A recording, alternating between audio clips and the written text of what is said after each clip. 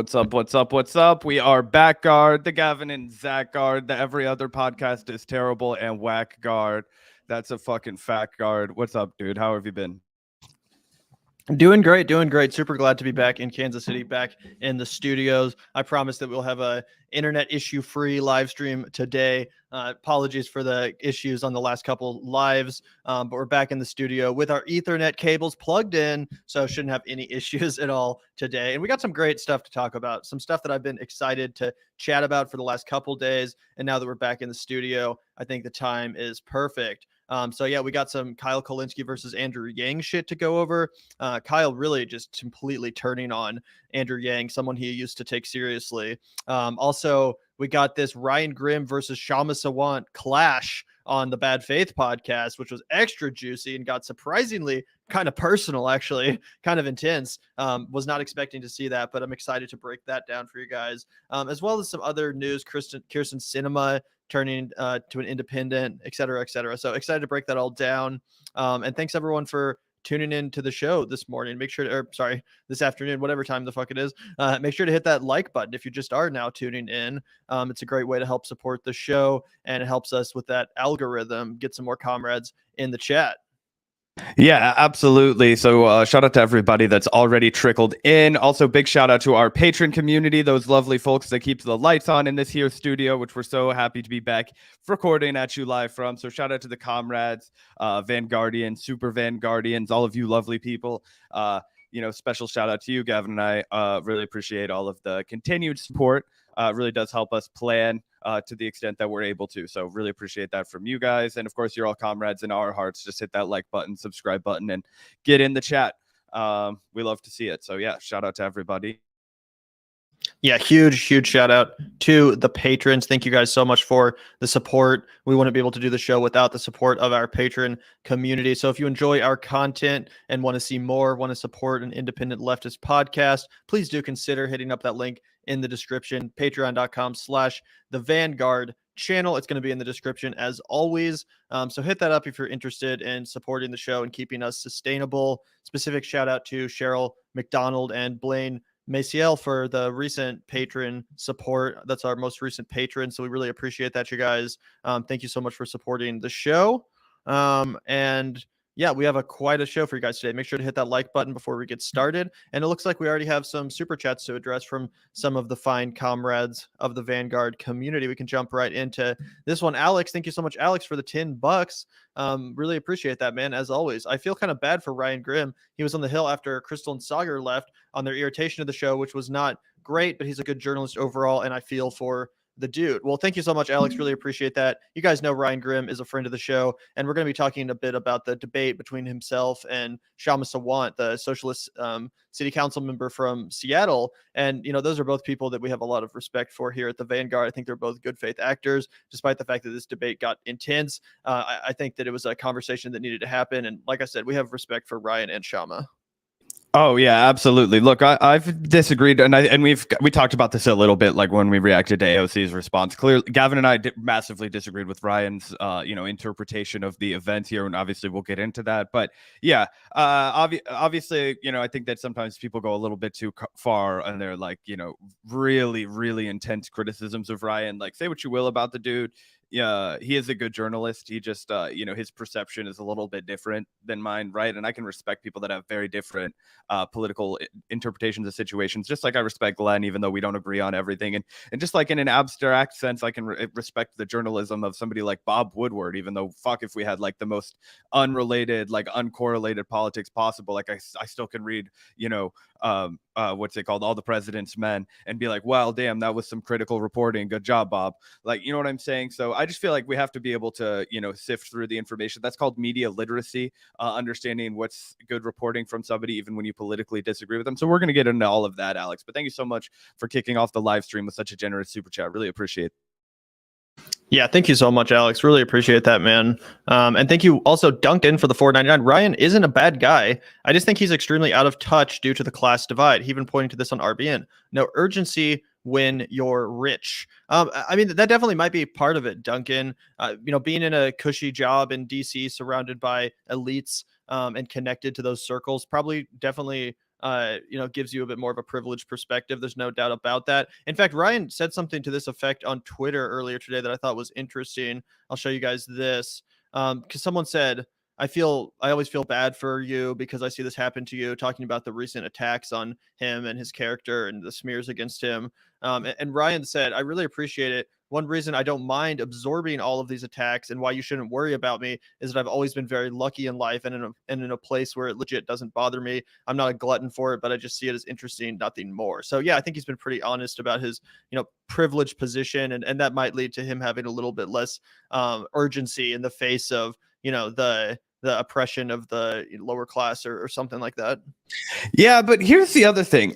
This is all true, right? But the other thing about Ryan that I think you have to give to him, and I've seen people pushing back on the fact that I said that he's done good journalism. Like, it's undeniable that he's done good journalism. Like, this dude broke the Tara Reid story. This dude, he's written lots of good reporting for The Intercept. Co-authored a lot of really important pieces that break things that just undeniably, like, our entire chat would agree with. So, like, let's not pretend that just because we disagree here that, like, all of his reporting is trash. That's just not true. But the other thing about Ryan is that, like, everybody knows exactly how much money that guy makes. He works for The Intercept, which is a nonprofit company where all of that information is public, and so people can go out and rake him across the coals for it. I don't. It's not the case that other people in this space that people do not openly deride as being like a class traitor make equitable, if not more money than Ryan Grimm, like meaningfully more money than Ryan Grimm. Like, I would imagine that in a year between what Jimmy makes meaningfully more money than Ryan Grimm, but yet somehow, like, you know what I'm saying? So I don't think it's just that. I think it's just that Ryan has a tangibly different politics and a tangibly different viewpoint on progressivism than Kshama in this instance. And so I think we just have to understand that there is that divide. I disagree with him on this, but there are a lot of other people that, do agree with Ryan Grimm. Those are the people with power. So we can pretend that they're all bad faith, and we can pretend that, all fuck them, like everybody's a traitor, yada, yada, yada. But I think it's also going to be worth it in the long run to take the time to actually talk about why this disagreement exists. And I think that, this conversation on bad faith is a great jumping off point for that. So super excited to get into that and get into some of Shama's pushback, which, I did find myself, agreeing with. Absolutely, 100%. Also, thank you once again, Alex, for the $5 before we get into today's story. Just going to get through a couple more of these super chats. So thank you so much, Alex. Really appreciate that. When I was in high school, I almost wrote an article for the school newspaper about how Andrew Yang was the future of the Democrats. So glad I didn't write it. That's pretty funny, but I can't blame you, Alex, because it was easy to fall for Yang's shtick at first. He genuinely seemed like an outsider. I always thought that it really seemed like his heart was in the right place. And since then, I think a lot of information has come to light about the guy, and he's kind of showed his true colors. But yeah, there was a point where it was easy to kind of fall under his spell and be like, wow, this guy's introducing such new, bold ideas. He's such a disruptor, all that kind of stuff. So, I don't blame you for thinking that at one point. I never actually supported the guy for president. Of course, I was a Bernie bro, but I did appreciate the fact that he introduced universal basic income into the discourse. I think that was an invaluable contribution to the discourse. And despite my particular disagreements with the way he went about structuring his vision of the UBI, I still appreciate him for bringing that into the discourse. And that's why I used to give him a lot more credit than I do these days. Yeah, absolutely. I mean, I can show my ass here too. I always supported Bernie Sanders, but when I was in college, I wrote a piece that was fucking self-indulgently titled "The Age of the Outsider Candidate," and I wrote about Bernie and Tulsi and Andrew Yang and Mike Gravel and how we were seeing a different kind of candidate emerge in the Democratic Party. They petered that out pretty good.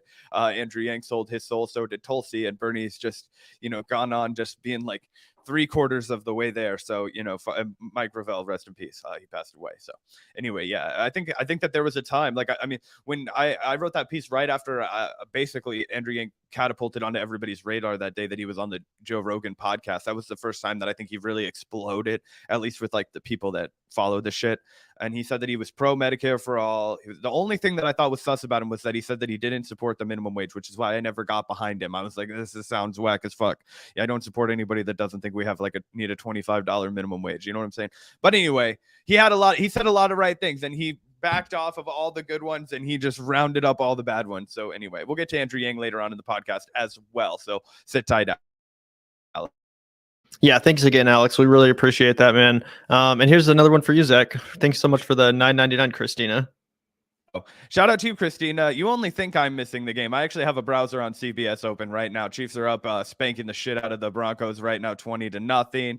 Broncos are an absolutely dog shit football team, and I needed this after fucking last week. I mean, we are still playing like pretty bad. We had one nice touchdown. That was pretty like fireworks, but two times we had to settle for fucking field goals, and I hate that shit. We need to really, if you can't get your red zone offense off on against the Broncos, and you're hurting. And anyway, just a good confidence builder for the team today. So just keeping it on in the background. Don't need to watch it like as rigorous. Yeah, absolutely. Thank you so much, Christina. As always, we really appreciate the $9.99. And thank you also, Andrew. Before we get into the first story, really appreciate your super chat, Andrew. I might like your analysis or I might not, but I'll hear you out. Here's some pizza money in the meantime and get some buffalo wings too. Will do, Andrew. I appreciate that, man. Might have to order a pizza tonight, in fact. But yeah, I mean, that's all we ask from you guys is to hear us out. No promise that you'll agree with us. Of course, half the time when I'm listening to any given commentator, I disagree with them as well. So no hard feelings. We appreciate your guys' perspective as well, which is why we love keeping an eye on the chat so much and hearing your guys' opinion in real time. And we really value your perspective as well. Oh, yeah, absolutely. And while we're talking about pizza and buffalo wings, let me tell you about Gavin's fucking favorite order at Sarpino's Pizzeria. So I worked at Sarpino's for the longest time. And Gavin, I shit you not, this man will get a calzone with blue cheese, hot wing sauce, and like Kalamata olives and like green peppers. And now, and then act like you're strange if you act like, why the fuck are you eating this? Like, you guys, anyway, so now you know a little bit more about Gavin. That he can't eat actual hot wings, so this is the concoction that he's done because the man loves Frank's hot sauce. I do love buffalo sauce. It's one of the great condiments, and it really does go well on not just calzones, but also just as the base sauce on a pizza. Try it out sometime if you like buffalo sauce. Just if you're local pizzeria or if you're ordering from fucking Pizza Hut or some shit like that, just get buffalo sauce as the base sauce. As long as there's not too much on there, it's really good. Sometimes they put too much on there and then the cheese kind of congeals in a weird way, doesn't melt properly. But if you just get like a nice thin layer of buffalo sauce under some cheese with some olives, green olives, and maybe some pineapple, it's fucking fire. It's fucking fire. So thank you so much, Andrew. Might have to get some pizza. You're making me hungry now. And speaking of pizza, Zach, the Celtics guy, really appreciate you the $2, man. Pizza is so good, but calzone is just the best. I mean, it depends on the pizza or calzone. I like calzones, but generally I prefer just a good pizza, slice of pizza. I also love Neapolitan pizza. That's probably my favorite kind of pizza. But yeah, really appreciate that, Zach. See, I'm with Zach, the Celtics guy. Depending on my mood, obviously, like if I'm at like a Neapolitan pizzeria, like I'll eat the actual pizza first. But if I'm at a place that I know is gonna do like a solid ass calzone, it's a tough one. But I'm gonna go with the calzone. I feel like at least 65% of the time. So I'm gonna go ahead and say that I don't know best, but slightly marginally better. Yeah, I would agree with that. Also, shout out to you, High Progressive. I am a big fan of your tweets. Buffalo chicken pizza is dank. Yeah, damn straight. I don't eat chicken, but like I said, just throw some green olives on there. That shit's fire. Gavin, the olive man. Olives are fucking delicious. I don't know who doesn't like olives, but they are amazing. I'll eat olives on like a charcuterie board. Like I'll eat olives if they're like out with some cheese or whatever. I'll finish my martini and eat the olive, but I don't go out of my way to eat olives like that unless I'm at like a Mediterranean restaurant or something like that. But anyway, it looks like we got one more super chat. Shout out to you, Eric Bruno. Really appreciate that generous super chat. Kshama was so bad in this conversation. Oh, we've got some dissent. I like that. She wouldn't actually answer the question of what she would do, but just talked about her goals, take out the politics, and she sounds self-conceited. There was no pushback. Interesting analysis, Eric. We are going to get into this clip and watch it here, and we'll follow along, and I will keep a lookout for that and hear out your points. Really appreciate that generous super chat. Yeah, thank you so much, Eric. Really do appreciate that generous 1999 super chat. Really, really helps us out. So thank you so much. Can't say I totally agree with you on this one. I think Kshama made some good points, but we're going to be getting into that, as Zach said, here in a second. So let's save the commentary for the clip. But really appreciate you sharing your perspective, Eric. I think it was an interesting conversation, and I appreciate the fact that she wasn't afraid to get a little bit intense. So I think she made a lot of good points, but really appreciate the 1999 regardless, Eric. And like I said, we're about to get into that. And what the fuck, Drew? Come on, bro. Come on, Drew. We got Drew McGill saying olives are the worst, and Drew Chains saying worst take ever, Gavin. Apparently, I do have an unpopular opinion when it comes to pizza and pizza toppings. But maybe we can start another podcast to hash out those discussions. Gavin will just tell you all you're all just fucking Philistines. You don't have a sophisticated enough palate. None of you have ever been to Europe and tasted the fine produce. And I'm kidding, of course, but no.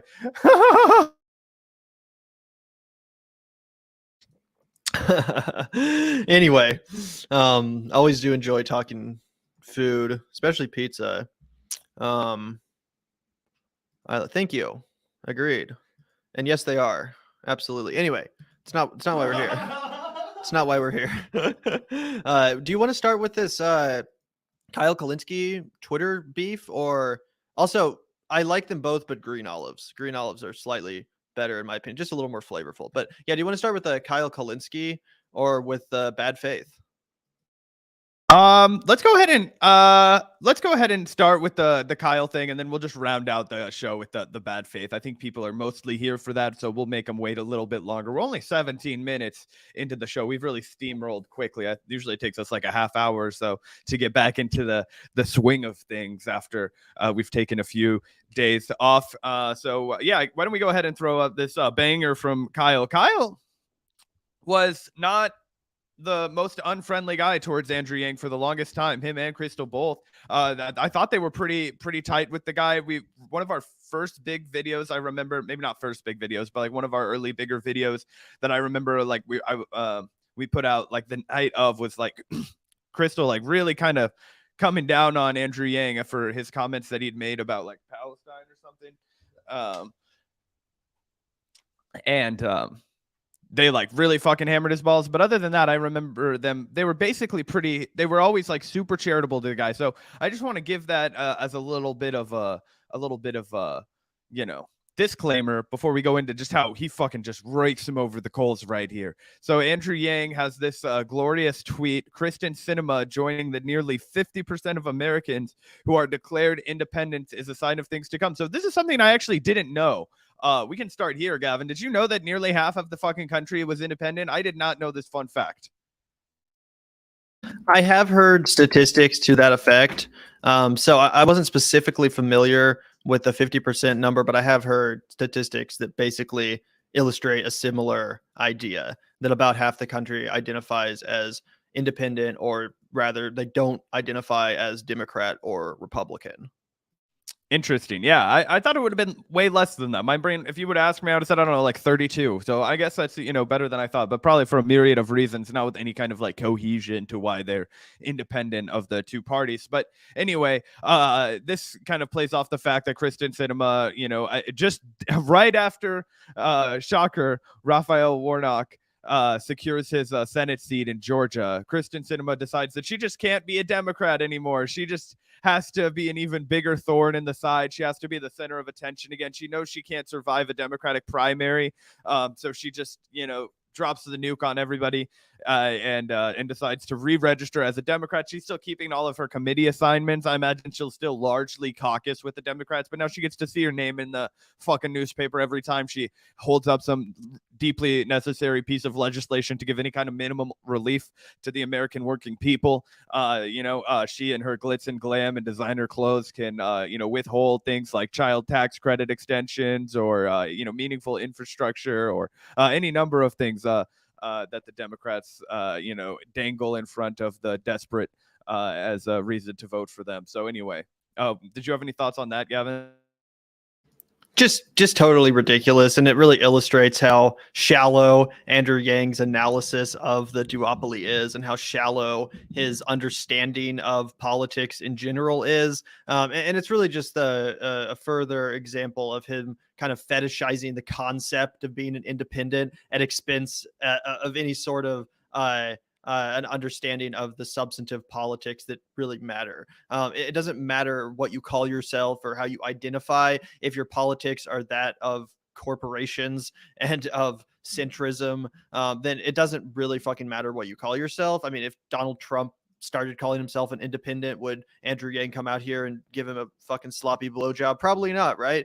Because he understands that Donald Trump's policies are bad, right? That's what matters. So I don't give a fuck how you identify. I care about the policies, and to just fetishize independence at the expense of said substance, I think really is just indicative of Andrew Yang's entire approach, his entire understanding and vision of the Forward Party. Absolutely. And then Kyle over here comes in with a fucking slam dunk, a real cleanup job. Serious question. Will you endorse her too now? All right, mild. You endorsed other corrupt frauds like Lisa Murkowski and Evan McMullen because they claimed the mantle of moderate and independent thinker. You're pretty obsessed with goofy, vapid self-labels. Oof, ouch. Claws coming out, Kyle. I'm hoping that we get to see a response from Andrew Yang, but I don't think so. Yeah, I kind of doubt it. Let's check to make sure. Yang didn't reply. Nope, doesn't look like it. Here's a frequent watcher of our show replying, but what's up, Tyler? But yeah, I'm not seeing any response from Andrew Yang, which makes sense. Andrew Yang doesn't usually like to engage much with his critics for obvious reasons. He's a fucking dunce. But yeah, I think Kyle really hit the nail on the head here. And this is also a great point from Kyle that the candidates he endorsed, Lisa Murkowski, Evan McMullen, these kind of corporate Democrat, Republican, and independent candidates, they don't represent any sort of a challenge to the status quo in a serious way. Just slapping an I next to your fucking name as a senator does not mean that you will in any way seriously resist power, in any way seriously resist either of the two parties. What it really means in the case of people like Lisa Murkowski or Kristen Sinema now is that they just care more about their corporate donors than they do about the agenda of their party. So if Kristen Sinema wants to vote in favor of the corporations rather than some bill that the Democrats are working on, then she wants to be able to do that without feeling like she's stepping on the toes of party leadership because nope, now I'm an independent. It's not out of a serious principled disagreement with the agenda of her party. It's more just an excuse to, one, avoid a primary from within the Democratic Party, and two, just to do whatever the fuck her donors tell her to with no regard whatsoever for said agenda. 100%, 100%. It's all, and it's also going to be about her collecting a fat back end after she gets out of office. She's going to go get a cushy job, and she's going to make a fuck ton of money, and she's going to basically collect on all of the favors that she did while she was in public service. It's a fucking racket. But anyway, 100%. Yeah, absolutely. So I thought that was pretty funny. And again, Kyle just totally going knives out against Andrew Yang. He doesn't seem to have much. He doesn't seem to have much respect for Yang anymore. At one point, Andrew Yang was someone that Kyle Kulinski took seriously and seemingly thought highly of. I even remember Kyle saying that he hopes that Andrew Yang runs again in 2024 if there's no Bernie Sanders-esque candidate that's going to do it. He was like, well, Andrew Yang would be better than fucking Joe Biden or Kamala Harris or Pete Buttigieg, and maybe he still believes that. But you definitely don't see him singing this guy's praises much anymore. And again, this comment from Yang is just so illustrative of his understanding of the duopoly and his faulty prescriptions to the problems facing our democracy. Because if you take this to the logical extent, it's basically just like, it doesn't matter what you vote for. It doesn't matter how you behave as a representative. It doesn't actually matter what your ideology is. All that matters is this kind of like fake, faux resistance or faux independence. Oh, I'm so special. I'm not like these other partisans. I'm an independent. Like, well, who fucking cares what you are? Who fucking cares what you are? It matters what you vote for, and how you actually conduct yourself as a representative of the people. And we know how Kristen Sinema conducts herself. She conducts herself as a total fucking tool of corporate America. Yep, absolutely. Did get a few super chats in here as well. Does Yang, exactly not. He's done the exact same thing. He's pivoted. He's made himself the most corporate friendly candidate. It even backfired him tremendously. This dude got 4th place in the mayoral race, in the fucking mayoral race of New York City. One, because he kind of led the whole you know, carpetbagger movement, if you will, you know, that resurgence where it was like, oh yeah, just, you know, it'll be fine. You just move there and run for it. Like, yeah, you have a place in Hell's Kitchen, just fucking run there. You know, he did the old Dr. Oz before it was cool. And it backfired tremendously for him. As soon as, do you remember when he put out that the interview and he said that Times Square was his favorite subway stop? I'm like, it was just like everybody was like, what the hell? Have you ever even been to New York before? So anyway, yeah, he's talking about you know, celebrating the success of Kirsten Cinema becoming fuck it, independent. He's not talking about any kind of universal basic income. Yeah, absolutely. He does not talk about UBI. It's not one of the campaign planks of the Forward Party. He seemingly doesn't care about endorsing candidates that support UBI anymore, because he endorses corporate tools now, like Lisa Murkowski and Evan McMullen. It's not like he's endorsing candidates based on that anymore. He barely talks about it. So no, the simple short answer is no. He does not talk about UBI anymore. Seemingly doesn't care at all about it. But thank you so much for the $2. Also, I have to remind you guys of this tweet from a couple months ago now. Another example of Andrew Yang just fetishizing the concept of being independent at the expense of any sort of policy substance. You guys might remember this one.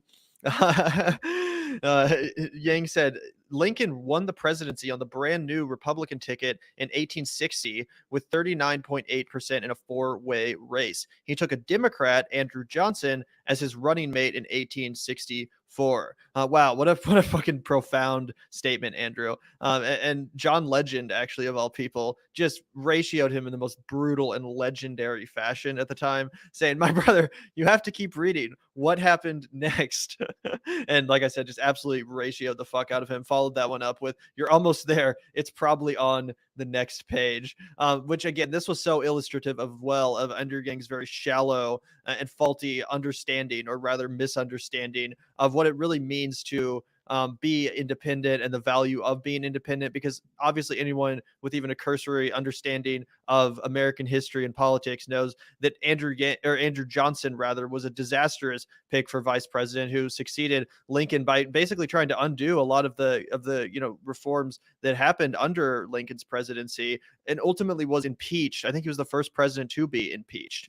So this is just such a dumb fucking point, such an obviously stupid thing to say as someone who's promoting the concept of kind of I guess Andrew Johnson wasn't an independent, he was a Democrat, but his point is that, like, oh, maybe the two parties should just like put all this partisanship aside and, you know, unite on the issues that matter, and then brings an example that proves the exact fucking opposite.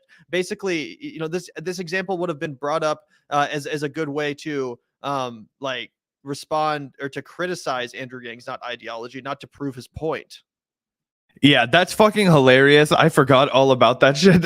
It's yeah, Andrew Johnson, maybe on the short list. All of our Andrew presidents, fuck them. They're all rotting in hell. Some of the worst ever. But yeah, I mean that. Yeah, it was literally a failed effort to fucking save the country from civil war, tapping Andrew Johnson, and then it was like a historical disaster. And yeah, you know, anyway. Not the chess move that fucking Andrew Yang was illustrating it to be. I think we have a few more super chats. Kristen Cinema's last name is an insult to cinema. LOL. Shout out to you, Al. Yeah, thanks so much, Alex. That's pretty funny.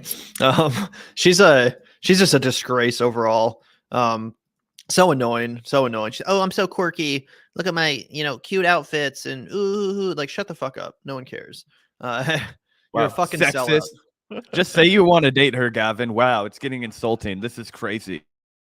Oh God. Anyway, thank you so much, Alex. Really appreciate that, man. And once again, thank you so much, Alex, for the $5. Really appreciate your generous contributions today, man.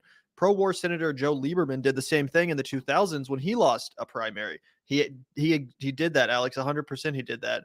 It's actually a pretty smart move. If you're a Democrat or a Republican that's just deeply fucking despised and massively unpopular within your own constituency, within your own party, and you're worried about insurgent challenge, as Kirsten Sinema is in the primary, just fucking avoid it. Fuck the primary. I'm above that shit. I'm an independent now. I don't have to be accountable to the voters of the party which elected me. I'm just going to fucking bypass that shit and also potentially blow up the Democrats' chance of winning that Senate seat in the process, because now if the Democrats do nominate their own candidate to run against her in the general, it's going to potentially split the vote between the Democrat, the Republican, and Kristen Sinema, who will be running as an independent but is still associated more so with the Democratic Party. So a lot of people that are just kind of normie Dems, just kind of vote blue no matter who types, might just check her name, think, oh well, Kristen Sinema, she's our Democrat senator, I'm going to vote for her, and that'll cost the actual Democrat votes, which will very likely lead to a Republican winning the state of Arizona when she's up for re-election. So not only is this a shallow move because she's not actually independent minded, she's a pro corporate tool. It's also kind of shitty because it really endangers the possibility, or it presents the possibility of the Republicans taking that seat. And clearly she doesn't give a fuck at all about that. Oh yeah, I would argue that it almost assures it. And the thing is that Joe Lieberman, he was such a slippery fuck. He's still alive. He's old as shit, decrepit, and he was really of the same like class and school, at least in my mind. Maybe somebody who's smarter than me will correct me, but he really, to me, represented like a Joe Biden kind of Democrat. You know, he was a senator from Connecticut for fucking forever. It seemed right up until like the Obama era. That was when, you know, Gavin and I first got introduced to him, because he was also, you say that he was pro-war. He was also very anti-Obamacare, right? Like fucking anti-government spending kind of shit, real thorn in the side as far as getting that legislation passed. And, you know, people always say that he was like the pawn of the Democratic Party, like their punching bag there, you know, and obviously that's true. Democrats liked him for that because they didn't actually have to pass anything, similarly to how they utilize Sinema and Joe Manchin now 100%. But yeah, he really was of that class of like basically Republicans that were Democrats in name only. They had all of the antiquated bullshit Republican ideals. They were corporatists, but they just, you know, had the veneer of like, oh, we don't want to outright say that we like fucking, you know, detest poor people and whatnot. Like to his credit, a lot of times Joe Biden just did. He would say, I don't want a racial jungle in my school. And you're like, Jesus Christ, Joe, how did you get elected president in 2020? Fucking A. And calling the other guy racist. It was a miracle. But fucking yeah, Joe Lieberman, Joe Biden, you know, you learn a lot about one from the other. 100%. And everyone, please hit that like button, as both parties are traitors suggests. Really, really helps us out. So everyone hit that like button, please. We got 289 people watching. If you all could hit that like button, that would be a tremendous help. Get some more comrades in the chat. Thank you also for that suggestion. You're on point. So thank you so much. And thank you once again, Alex, for the $2. Did Yang miss high school history? Yeah, he did. Apparently he doesn't know what the fuck he's talking about in any given context, really. This guy just goes around like pretending to be so fucking enlightened, meanwhile just one of the most ignorant fucking sellouts around. I mean, hey, I also missed high school history, and I still remembered that was our 17th president. So get at me, Andrew Yang. I didn't even have a Fortune 500 company. Yeah, what a fucking tool. Him and Kristen Sinema, complete and utter charlatans. And yeah, squish that like button, everyone. Thank you, comrade. Really appreciate you for hitting that like button. Before we get into our next story, do you want to dive headfirst into this segment on bad faith? Yeah, absolutely. So obviously, this I'm sure most of you guys have at least seen the clips going around or wade into the controversy on Twitter. We were letting it simmer for a few days. This heated ass exchange, basically. You know, look, I've watched Kshama Sawant and I think Ryan Grimm on every single one of their appearances on Bad Faith. None of them have gotten this spicy. Okay, I've never seen Kshama get this spicy with anybody. So it was a real fireworks show to watch. You know, if you're into this kind of thing, you're gonna be like, wow, damn, this is some good content. So we flagged it. It all comes down to this, and I also want to preface this by saying that I didn't think it was a super strong argument from Ryan to begin with. You know, when he was tweeting about like, oh, this is actually what the union leadership wanted. And I, in the back of my head, as somebody who knows like next to fucking nothing about union history, being like, well, every article I read leading up to this has talked about how there's not a lot of trust between the union workers and the union leadership because they've been fucked over all the time. They still donate a lot of money to Democrats, and they haven't exactly gotten an ROI that they're satisfied with, and all these kinds of things. And that's how we originally eroded the fucking union presence in this country, on top of the fucking Reagan style hostility and the fucking right to work laws and all that kind of shit. I'm not blaming it on one specific thing, but just to pretend that it would be like impossible that the workers were not on the side of like union leadership on it after they'd voted in fucking mass for the exact opposite of an agreement struck me as really odd. And then it added a little bit of insult to injury for AOC to come out and try and like, you know, be like, yeah, exactly. We were doing exactly what we'd wanted to do right after they'd sold the rail workers down the fucking river. You know, right before the holidays, right before they said, you know what, it's more important for us to have capitalism work efficiently in this country than it is for you to have your health. For you to have sick days, for you to have human dignity while you're at work, for you to get paid enough so you don't have to go home and fucking agonize about how you're going to give Christmas to your kid. Huh? So anyway, pretty hard to fucking defend that to me. So that's how I'll preface this. Yeah, this is definitely an interesting debate. And as you referenced, Zach, when basically all of the squad members, except for Rashida Tlaib, came out here and cast their vote for the strike breaking bill that excluded the workers' sick days in relation to this rail strike, a lot of people, ourselves included, came out here and said, fuck this shit. This is ridiculous. The fact that these so-called progressives aren't sticking up for workers and they're going along with this obvious fucking sham is unexcusable. And Kshama Sawant even went so far as to say they should be kicked out of the DSA for embracing this strategy and for selling out these workers in order to pass this bill, while knowing full well that the second bill, the decoupled bill, which brought to the table the 7 sick days, would fail. If you thought that bill had any chance of succeeding, you're ill-informed, ignorant. I don't know what a good word is, but either way, in my opinion, there was no real excuse to take this approach. They need to resist the Biden administration on this in a serious way. And that doesn't mean going along to get along. It means standing up, putting your foot in the fucking ground and saying, fuck no. And that's what all the squad members did, except for Rashida Tlaib, who, of course, once again proved that she is the most based member of the squad, doing the right thing, unafraid to take an unpopular stance every once in a while, which is nice to see. So, yeah, as you can see here, Brianna Joy Gray brought Kshama Sawant and Ryan Grimm on the podcast, on the Bad Faith podcast, to hash this out. And it got pretty intense, guys. It got pretty intense, definitely more so than I was expecting. As you can see here, Ryan himself says this got weird underneath the tweet, which led to some more Twitter drama that we're going to get to in a second after we will watch a little bit of this interview. We're not going to watch the whole thing. It's like 2 hours. And shout out to Brianna, by the way, for hosting this discussion. Really important conversation. It definitely got intense, but I think this was a debate that needed to be had, some disagreements which needed to be hashed out in a live setting, not just on Twitter.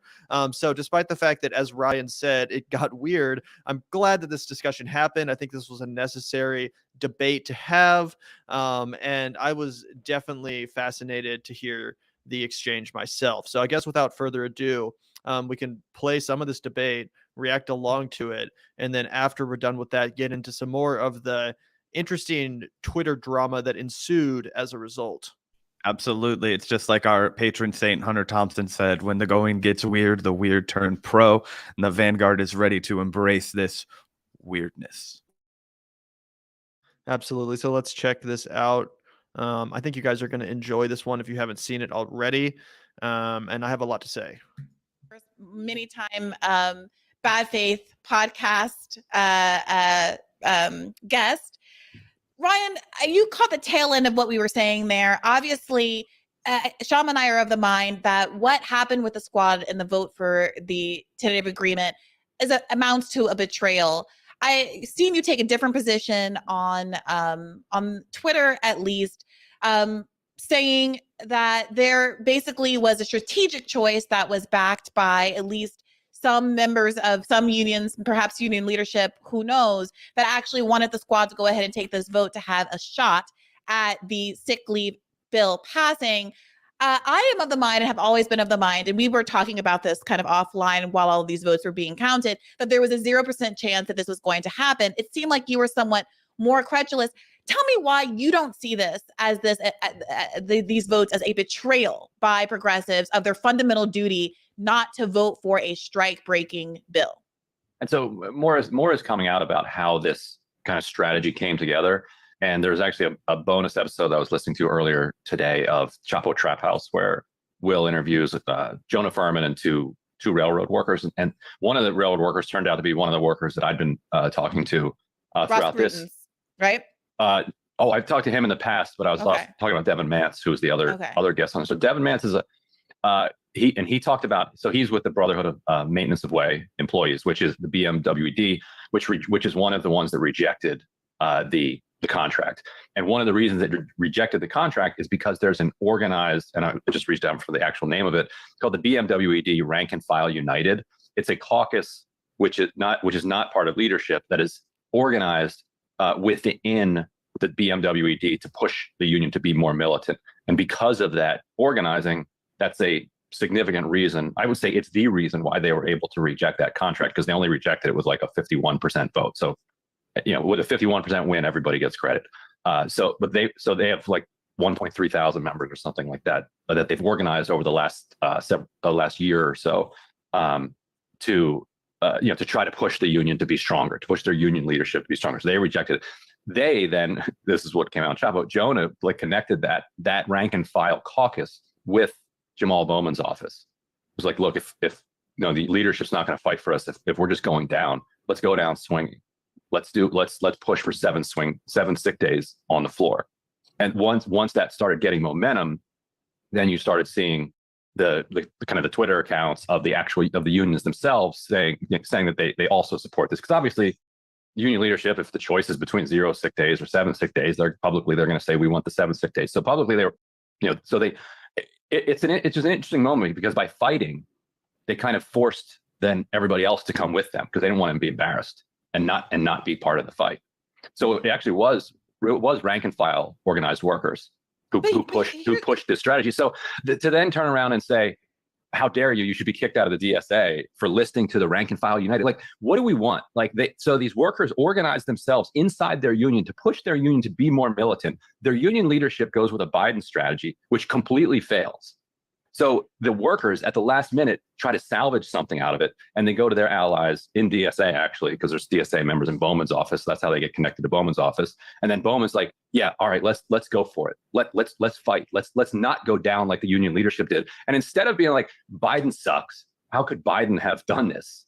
Like, Biden had all the cards to play. And instead of doing that, instead of playing those cards, he sold the workers out. Instead of that, it's like kick Jamal Bowman out of the DSA. It's like, what?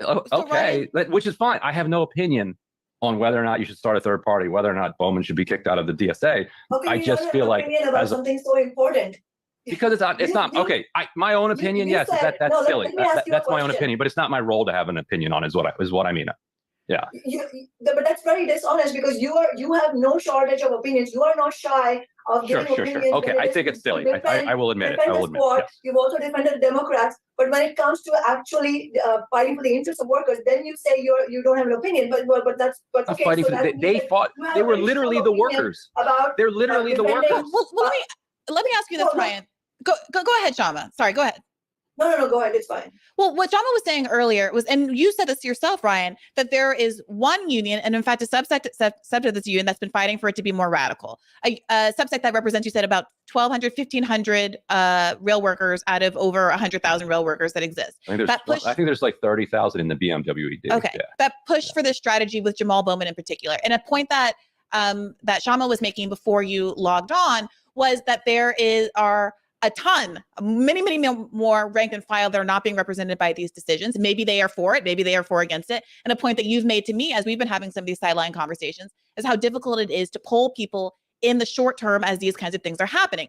But what we know for a fact is that the unions as a whole 4 out of the 12 unions, representing a majority of the total number of rail workers, 55% if I'm recalling correctly, voted down the very TA that ultimately got passed. And if it is the case, which of course it is, that the sick leave was going to be coupled with the TA regardless of if the progressives voted for it, because that was the only way it could get out of the House per Pramila Jayapal's apparently genius wrangling, then what purpose does it serve strategically one way or another for squad members to be voting for that TA and sick leave package? The sick leave was Yeah, so I just wanted to jump in right here because I think that, one, I've been seeing a lot of chats. We've let go for a while without pausing. That always makes me insecure. I've seen a lot of chats about how Bree and Kshama don't bring up a single piece of evidence, but this is like a perfect piece of evidence right here that I wanted to grapple with, right? She talks about 55% of the fucking workers voted the shit down.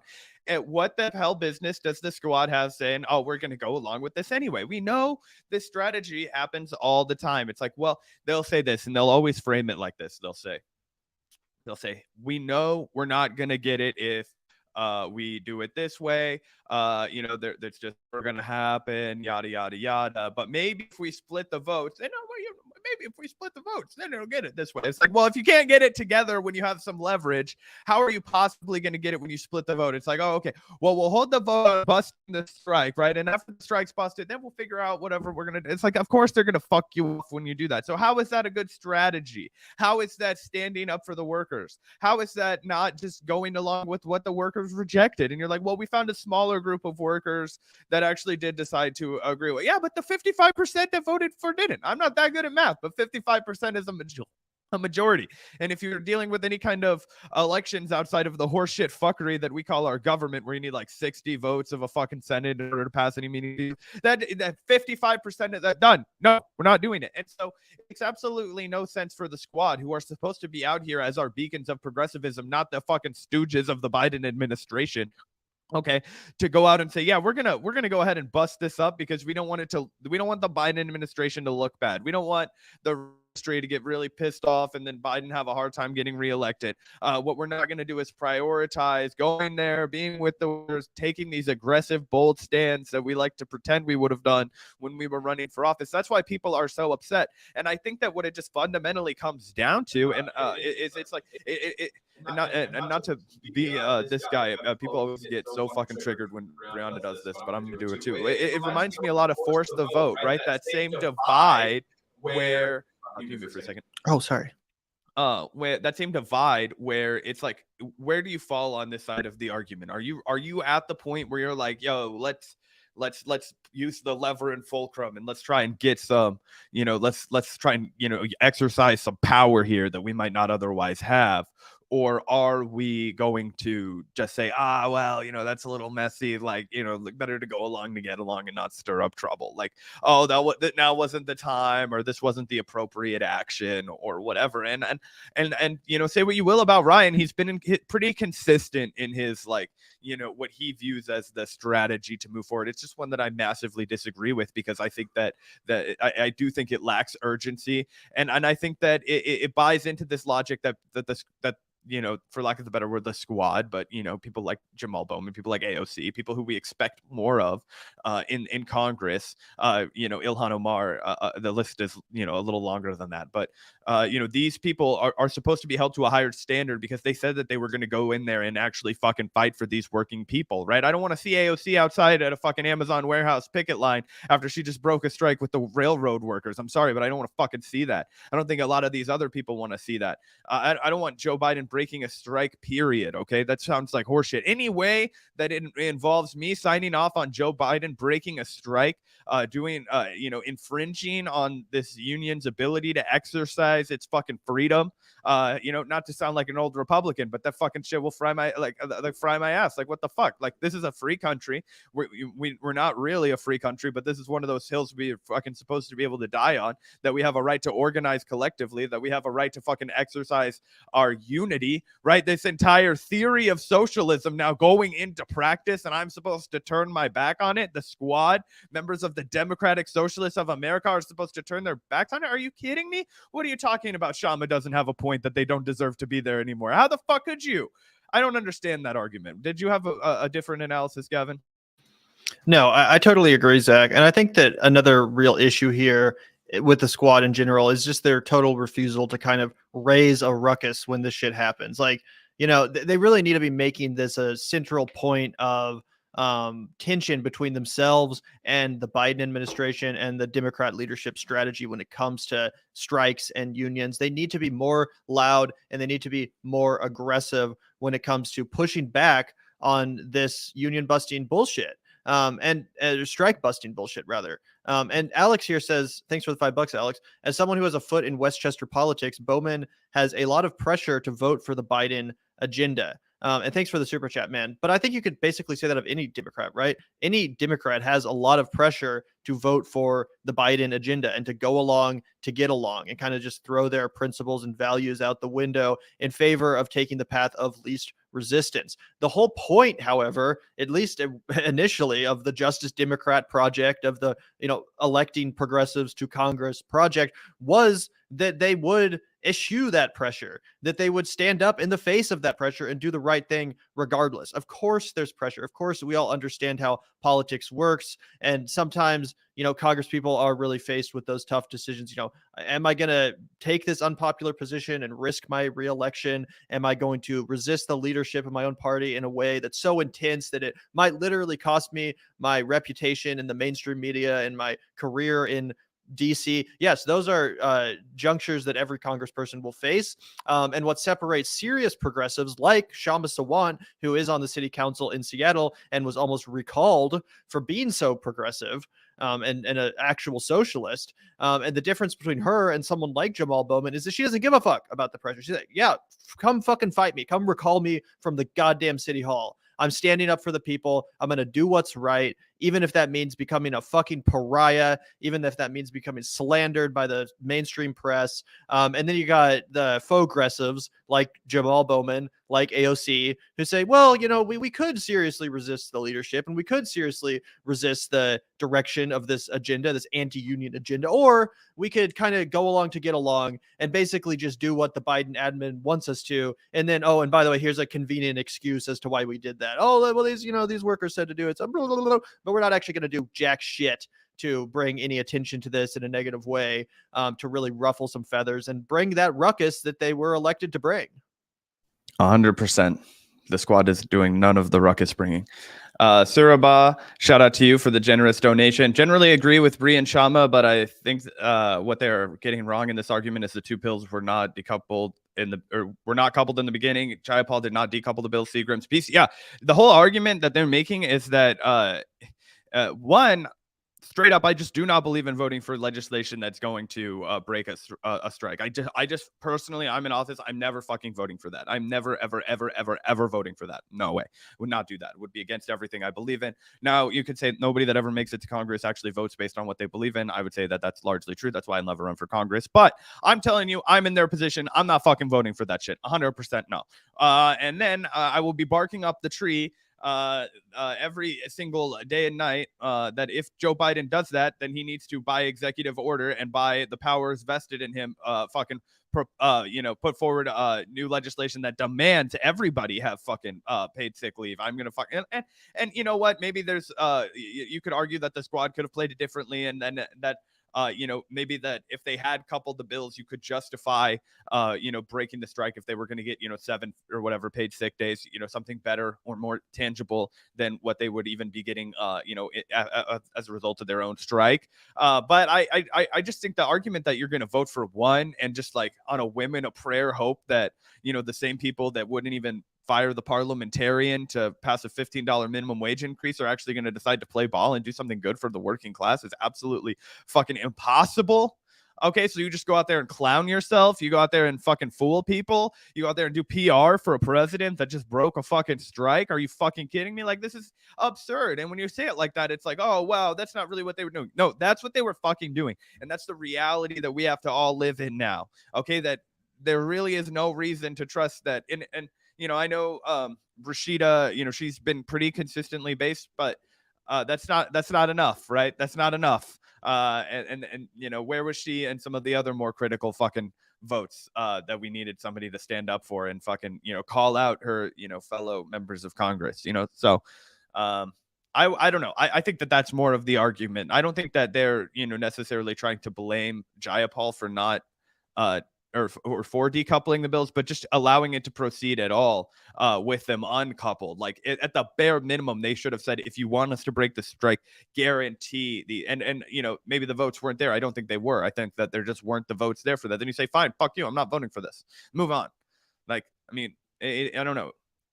Yeah, and that should have been the position of the entire Congressional Progressive Caucus, which is headed by Jayapal. So I definitely see your point, and really appreciate the super chat. But I think Zach's right on the money. And once again, really appreciate your comment. Thank you so much for that generous super chat, man. Getting to the Senate regardless of what squad members did, which is potentially why at least one squad member, Rashida Tlaib, did not vote for it. Yeah, that was like a better vote for the people who were angry about the vote on the TA. So some other squad members could have done that if they want. Obviously, Bowman couldn't because he's the one that is pushing the strategy. Like, so these workers in this independent organized caucus plus the other unions are asking them to vote yes. Should they have voted no? Yes.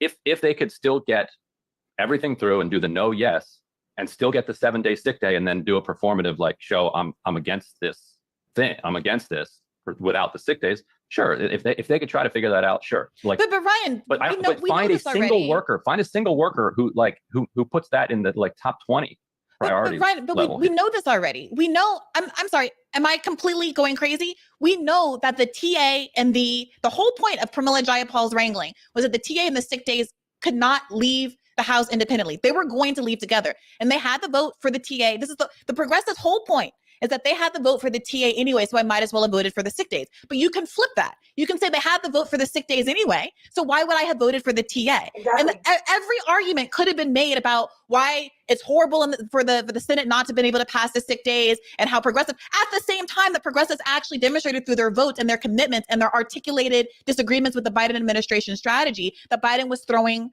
workers under the bus. However, by voting for Biden's strategy, it neutered their ability to do so, did it not? I mean, Tlaib, no. So look, if they had done what you said, like vote no, and then they vote yes, wouldn't their critics be saying, oh, that was just a performative no vote, and they still voted for the sick leave, which then is a fig leaf that covers this thing, that then allows it to get over the Senate, which then and then the Senate takes it out. Nobody's saying that about. No, I'm sorry. Go ahead. I'm sorry, Brianna. This is a complete straw man argument that has no basis in reality. If socialists and progressive had voted only for a bill with paid sick leave, who in their right mind, who's on the side of the railroad workers, would be blaming them for that? That's what I just said. Yes, Kshama and I are on the same wavelength. This is absolutely true. This is, I think, honestly, look, this is the downside, and not to I think this is the downside to probably like the constant internet backlash that Ryan is getting, because this is a really, really cynical view of people with Gavin and Mai and Kshama's kinds of politics, right? It's not just like ring around the roast of the squad, right? Like, it's not just like, oh, let's roast the squad. Do you know how I would go to bed so much happier if the political landscape looked like it did in like fucking, I don't know, like right after the New Hampshire primary when Bernie Sanders was fucking running for president? Like, you know what I mean? Do you know how much better that would be for my mental health, going to sleep at night thinking about the fucking climate change and all kinds of crazy shit? We want to be happy about this shit. I want the left to fucking win, damn it. I want us to fucking win. I want some results. I want some relief for working fucking people.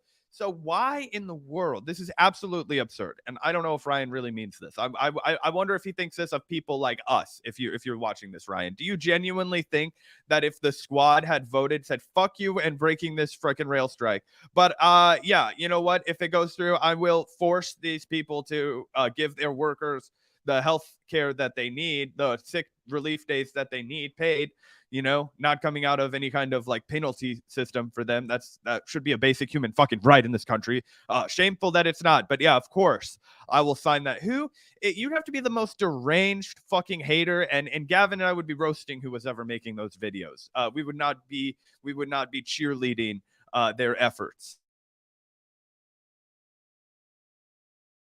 This is complete nonsense. And it's really just a way to, again, wait a minute. reflecting away from the reality that nobody in their right mind, Ryan, maybe despite being a political analyst, you thought that the Senate, there was any chance of the Senate voting yes on a paid sick leave bill. But as Brianna, you were saying, workers in their right mind understood that there was zero chance of this passing in the Senate. So what they actually did is what's performative, which is where they gave cover to the Biden administration and to the Republicans to break the strike and to sell out the workers. And yes, Biden did betray, and the betrayal began with the Biden administration. There is no question about that. But it is commentators like yourself who will then, at any moment, whoever among the Democratic Party is in the crossfire of workers, justifiably, then those people are going to be protected. So when the fire was against workers, were angry against AOC and Jayapal, then suddenly AOC starts tweeting, and then you all start defending her by saying, oh well, the unions wanted it. But as I was clarifying before you came, it wasn't union rank and file, and I don't know which rank and file you spoke to, but it is just complete nonsense to say that railroad workers who are just struggling for their basic survival were somehow going to be accepting this. The reality is, again, we have to keep in mind that ultimately, when it came down to the vote, it was a very hollow situation. There was no real strategy out for the workers. So we have to keep bringing it back to the more basic question about what is it really that allows workers to win some victories. It is actually by going on strike and having a fighting strategy. So none of this is going to provide a solution. And we on the left, I'm not talking about people like Ryan Grimm. I mean, those of us who genuinely want to defend working people, we have the obligation to call out both elected. Did you hear that bird too? Back one more time. She was like, those of us who are genuinely on the left. I mean, people not like you, Ryan, essentially. And we on the left, I'm not talking about people like Ryan Grimm. I mean, those of us who genuinely want to defend working people, we have the obligation to call out both elected officials who have betrayed us and also the labor leaders who have betrayed us, and not play this game of deflection and obfuscation. When the blame is on AOC, they get to say, oh, it's the labor leaders, and when the blame is on labor leaders, they get to say, oh, it was the Democrats or Biden. They are all together betraying working people. Okay, well, I would say just go listen to the interview with the workers that Chapo posted. It's called BMWED, Rank and File United. Those Ryan, are the one of those two workers was just on Bad Faith podcast last week. Ross was on Bad Faith last week. We had this conversation last Wednesday, the day all of this went down. And he was against pushing for the. Well, this is before it was. We talked before the votes were actually cast, so we didn't have this explicit vote about something that I think none of us really contemplated would happen, which is progressives providing cover for. Sorry, this is the part that I feel like we're kind of talking past each other on, Ryan. The strategy itself seems like a strategy in quotation marks that you would design to provide explicit cover for a bad outcome, because there is no strategic gain from anybody who cares about the interests of labor for progressives voting for this thing. Coupling the sick leave and the sick days and the TA in the House had the effect of not actually enabling the sick days to get out of the House any more than it had the effect of enabling the TA to get out of the House. Because the business interests of America wanted the strike to be crushed, they were going to vote for the combination package, knowing that the Senate could take care of crushing the sick days. So the idea that to have a strategy where you have an up-down vote on the sick days required squad members to vote for the TA coming out of the House is complete malarkey. It's bullshit. The strategy itself makes no sense. And the only reason to have it then is to provide, the only purpose that it serves for someone like Pramila Jayapal is to provide cover for the AOCs and the Jamal Moments and the et cetera, who have to justify why they're voting for something that, as Kshama has described, is a pure labor-crushing, strike-crushing vote. Do you see it differently? I mean, so if you listen to that interview, the other point that that Devin makes is that this, as far as he's aware, it's the first time that using the Railway Labor Act that a PEB, like a bargain that was kind of brokered by the president, has ever been strengthened. Like that this sets a precedent. Perhaps it's been done for airlines, but it has never happened before with rail workers. It's always been, here it is, we're shoving this down your throat. take it. So for the House to make it actually better sets a new precedent. A precedent for what? So they've been stalling this for they've installed that Congress can actually make a deal for workers better.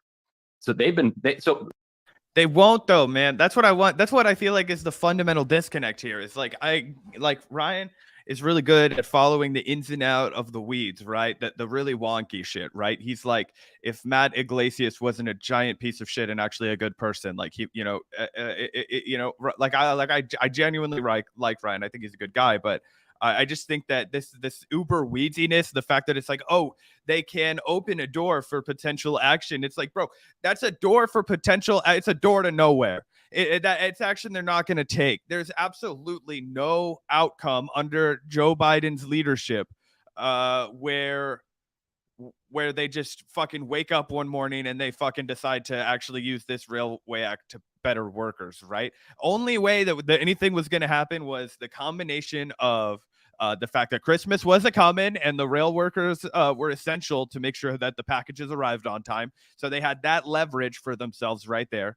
And then come the fact that it's basically horrible PR for the country to break a strike for people who just want to be able to like go home when they're sick and get paid and not ruin themselves financially.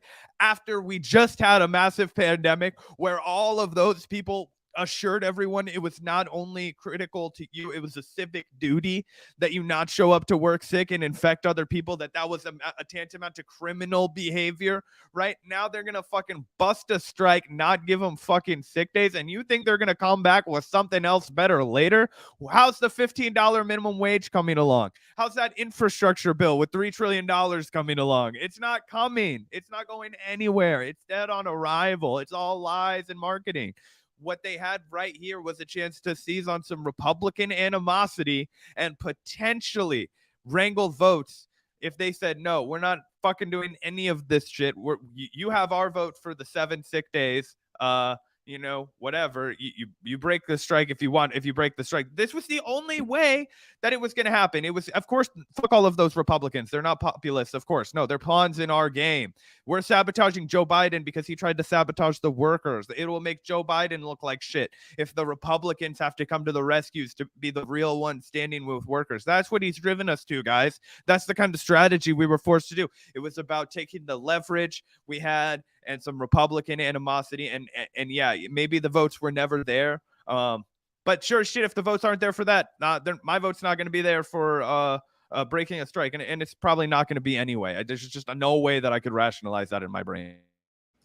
100%. It's pure political theater. And again, an instance like this where the Biden administration, purportedly pro-union administration, which was elected in large part thanks to the support of union leaderships across the country, for them to betray workers in this way calls for nothing less than a scorched earth approach from progressives, not some mealy mouth compromising. There is no compromising with this. There is no like, well, we're gonna do this and do that and hope it all turns out well in the end. It's not what the moment calls for right now. And I think that this whole conversation just truly gets to the underlying frustration from folks like us at the Vanguard, from folks like Kshama Sawant, at just the lack of resistance and fealty to the leadership that we see over and over and over again from the Congressional Progressive Caucus, but even more specifically from the squad members who just seemingly don't have the fire and the ability to resist that is necessary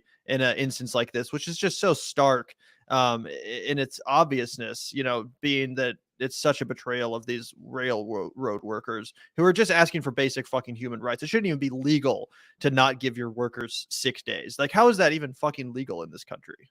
That's what I'm saying. And think about this. Let me remind everybody, right, how much of a tone change there has been in talking about sick days since fucking 2 years ago in December to now. Think about that. Think about it. Think about how fucking crazy that is. That the United States, in the midst of cold and flu season, RSV and the common flu have merged. It's getting all kinds of people sick, specifically infants and elderly people, right? But guess what? The average age is for a fucking railroad worker, right? It ain't 27.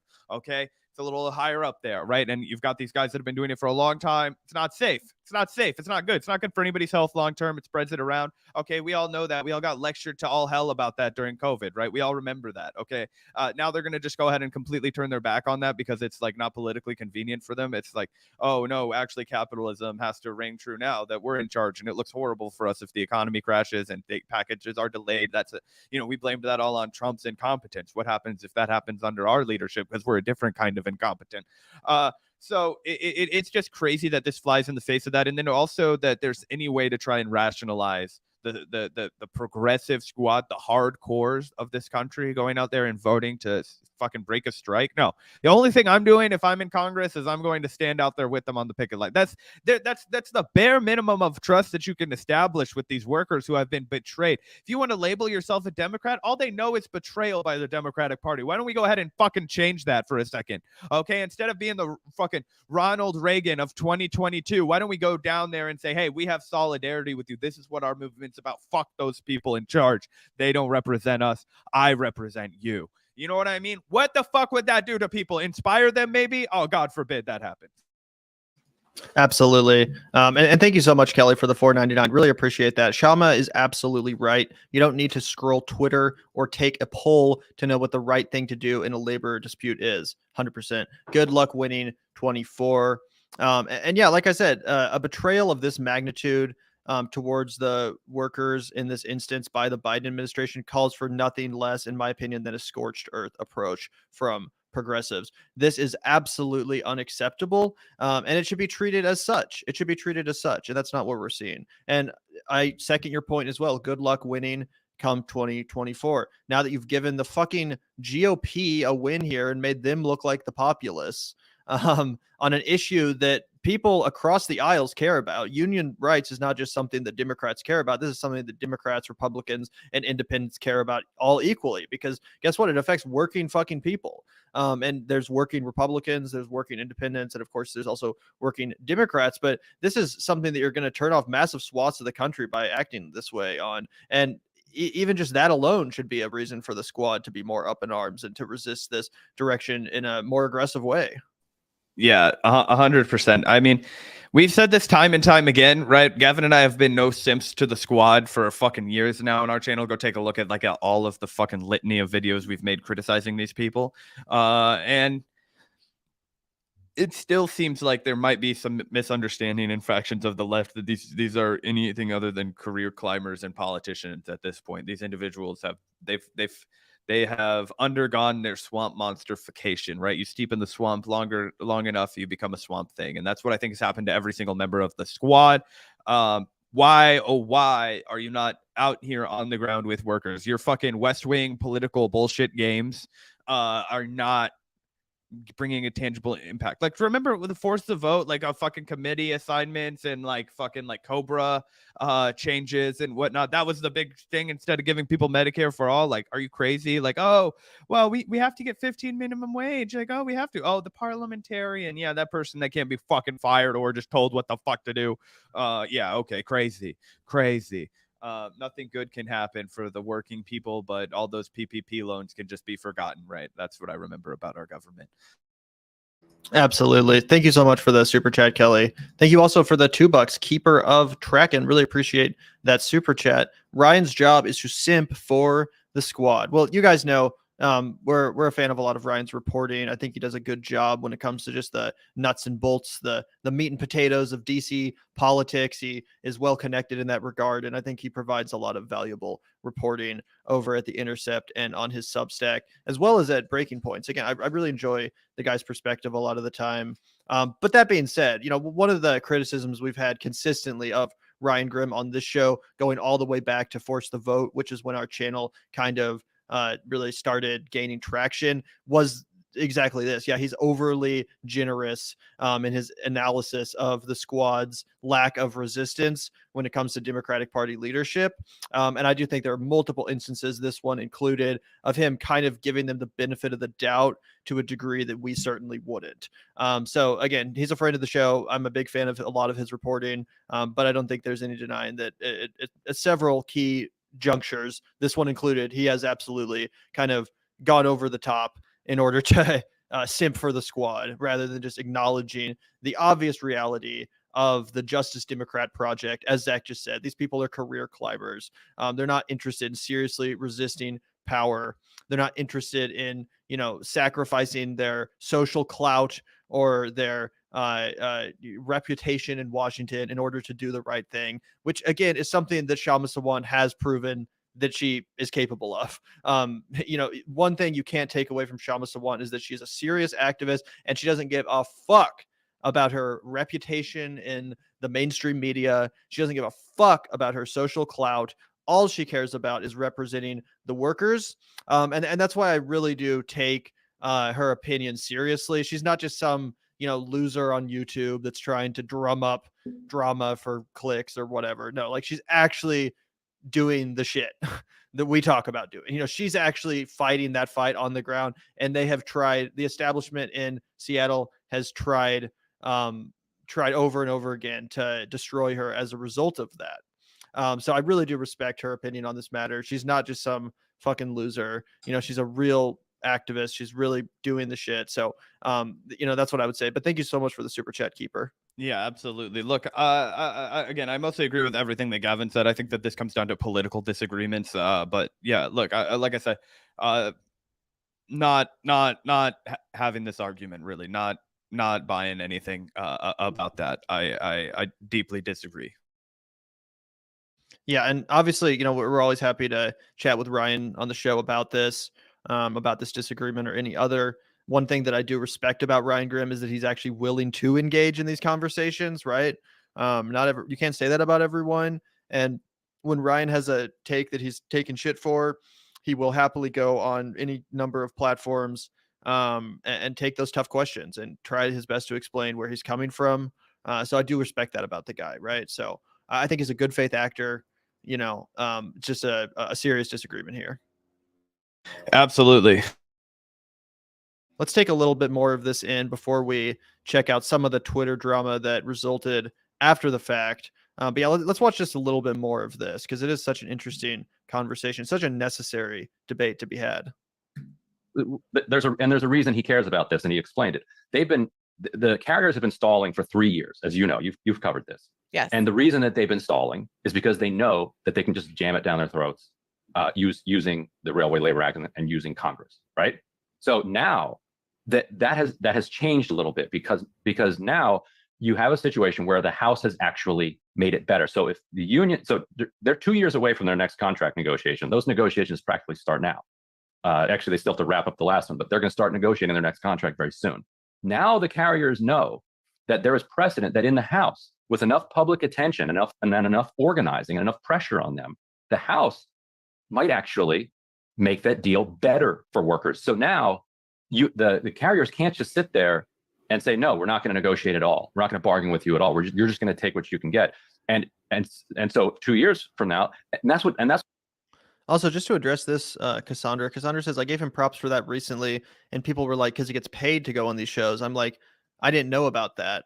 In reference to the credit I just gave Ryan for going on platforms like Bad Faith or other platforms where he might receive pushback and engaging in those discussions and disagreements. I don't think that he's charging any sort of a fee for any given appearance. He's never charged the Vanguard. He's always been more than happy to chat with us, including in situations that are a little bit critical of his reporting or of his commentary. He's never said, I'll only come on the Vanguard if you pay me $100. So I don't think he's taking any money in order to do these appearances. I genuinely think he's just doing it because he thinks it's a valuable use of his time. Oh yeah, there's absolutely 0.000% chance that there was a money exchange between him and any of these shows that he's gone on. And in fact, that never happens. I mean, say what you will about Ryan, that's a guy with journalistic ethics. He's not gonna take paid appearances when he's giving his journalistic opinion. That's just not something that guy would do. No way is that something that would happen. And basically journalists, you do not pay your guest to come on. You can send them a car, you can send them to get their makeup done, you can send them to get their hair done, you can take care of their presentation if it's going to be a fucking video interview, that kind of thing. But there's no monetary exchange there. That would be like journalistic malpractice. In fact, there's a big drama thing on the Sports Guard that we could talk about some other time, where Patty the Batty Pimpleton was trying to get Ariel Ariel Helwani, the most famous MMA journalist, to like pay to get him on his show, and he outed him, and he was like, "Fuck you! I would never pay anybody to come on my show. And who do you think you are? You're not that big of a fighter anyway. Like, fuck you." Blah blah blah. Anyway, all it's to say is that even in sports journalism, like that shit is not going to happen, and there's absolutely no reason to accuse Ryan of that. Yeah, and I don't think she was accusing him. I think she was just saying that's what I heard. So wherever you heard that, I don't think that was a correct piece of information. He's definitely not charging, Brianna Joy Gray for his time. I really do think he was interested in exploring this and hashing out the disagreement in a live setting, not just on Twitter. But anyway, appreciate the comment. Also, thank you so much, Rock Nouveau, for the $10. Sorry, really appreciate that generous super chat, man. Seeing others in chat saying unions useless because of bad leadership. Bad union leadership does not mean abandon organized labor, like saying government corrupted by business, so abolish government. Yeah, I think that's accurate, Rock. I think that's 100% accurate. Of course, there's always going to be corrupt leadership and leadership decisions that aren't 100% in line with the opinions of the rank and file membership. But of course, that doesn't mean to abandon unionized labor. I don't, anyone that's saying that is beyond silly. I think there's some ways to kind of try to get around that. Like, for example, what Chris Smalls did by forming the Amazon labor union instead of joining a pre-existing union that potentially would have corrupted leadership. So I think there's some interesting and innovative approaches to getting around this problem. But yeah, just because that some of the union leaderships are not on the same page as the actual workers themselves, of course, that's not an excuse to abandon organized labor. 100% no. And, it's undeniable that there are problems with union leadership, as you allude to here, Rock. But it's the same reason that Chris Smalls, as we've talked about, decided to set out and start his own union. And when he unionized Amazon, he was like, no, this is going to be a for the people, by the people union. None of this, overarching brass. And yeah, look, and also just to challenge the union leadership, Gavin and I are in no way advocating that people should like abandon union efforts. No, as a matter of fact, the exact opposite. The only way that you can fix these problems is to swell union membership, swell union activity and participation, and that should be the only response to this. So shout out to you, Rock. Really appreciate that generous super chat, and also the point you're making. I definitely agree with you. Oh yeah, and David Rojas. Ryan already won the argument because we're arguing whether or not he knows what he's doing. His goal is to make us believe he is one of us. He's one. I hear what you're saying, David. I really do. I just don't agree with you. I think that if you're gonna go down that rabbit hole that like he's a paid op, then you have to like argue to me that like Glenn was also a paid op when he took Piero Midiar's money. Because why was he paying Glenn, or why would he be paying Glenn and Ryan and only like making Ryan do nefarious like propaganda and PR, or Laura Poitras when she was working at The Intercept, another documentary filmmaker involved in the Made Citizen 4 and a few other documentaries of note right now on a woman in the art world that's coming after that pharmaceutical company. Gavin and I were paying attention to that great, fantastic documentary, fearless documentary filmmaker. You'd have to challenge that of her. Jeremy Scahill, done some awesome reporting. Was he a fucking stooge for the fucking Democrats when Omidyar decided to hire him? You'd have to make these laundry list of accusations, and then at that point it's like, well, I don't know. Maybe all those people are paid ops, but I doubt it. I've interacted with a handful of those fine people, and I just think that they all have different political fucking leanings, but for the most part, their journalism is solid. And I don't think that Ryan is nefariously thinking about how he can convince us he's like one of us and then like betray us down the line. I just think we disagree on politics, but I really appreciate your perspective, David. Yeah, I agree with you, Zach. Definitely disagree with Ryan on a fair amount of subject matters, this included. I think his understanding of the Progressive Caucus and the Justice Democrat Project is a little bit separated from my own. I think, he's a little bit less willing to just call them sellouts, but that's not really his shtick anyway. He doesn't really come out here and call out people and do that kind of thing. He's not super ideological seemingly. He's more just, this is my reporting and this is the way I understand this. He's not out here like trying to enforce his fucking ideology on everyone else. So I think I don't think he's a sellout or whatever. I just think he's a little bit more establishment minded than someone like Kshama Sawant. And we can acknowledge that while still recognizing him as an ally in some other key ways. So with all that said, let's watch a little bit more of this. That's what organizing is about. It's like Ryan, how building. good might the deal have been if Congress were not empowered to crush the strike the strike power that gives labor their entire leverage. What kind of bill would we be discussing if we didn't have Congress empowered by the Railroad Labor Act to swoop in and negotiate on behalf of business? Oh, it would probably be a lot better.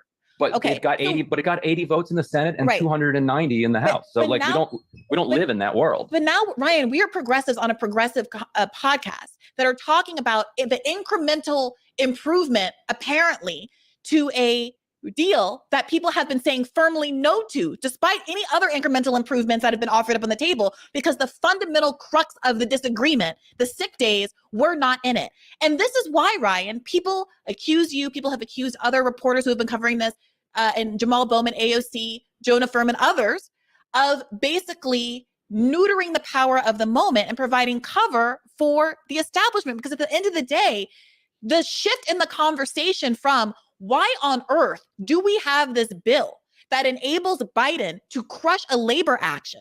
And why does Biden get to still call himself the best labor president since FDR while crushing labor? Instead of having that conversation, vociferously argued by the squad members in the broader left media sphere, we're having a conversation. We are celebrating what are supposed to be the left flank of our political discourse for creating a machination in the House that gave cover to progressives to allow that strike crushing to happen in the first instance.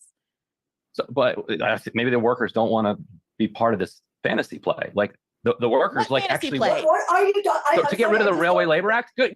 Let's get rid of the Railway Labor Act of 1923. Like, what are you talking about? Like, there's no, like, who's organizing that? Coming in here after it's already been enacted. Go ahead, Sean. I'm sorry. It's done, and then people are going to come in on Monday morning and say they're going to get rid of the Railway Labor Act. Go ahead, Sean. I think this is just terrible. This kind of obfuscation. It's like, moving the goalpost at every moment to in order to keep from admitting to this undeniable logic that Brianna, you were talking about, that there is no universe where you can describe this as a good thing. There was nothing good to be gained out of voting for a bill without the basically, as the TA bill, as you were saying, and I see you shifting your arguments, Ryan. Every time we present an argument, you're talking about something else. When you went on the Revolutionary Blackout Network podcast, you said that you're not arguing it's a quote. You said you're not arguing it's a good thing that the squad did, and yet your overwhelming emphasis is quote unquote explaining.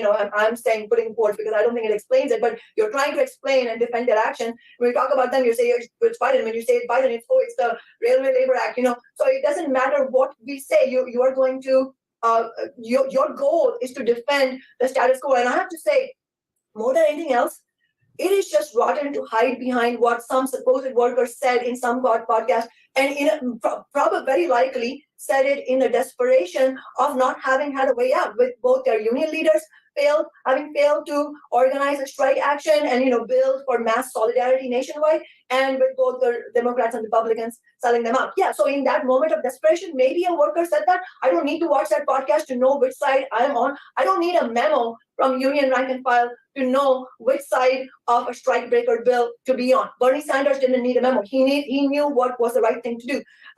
I just wanted to share another example of what it takes to actually stand up for workers.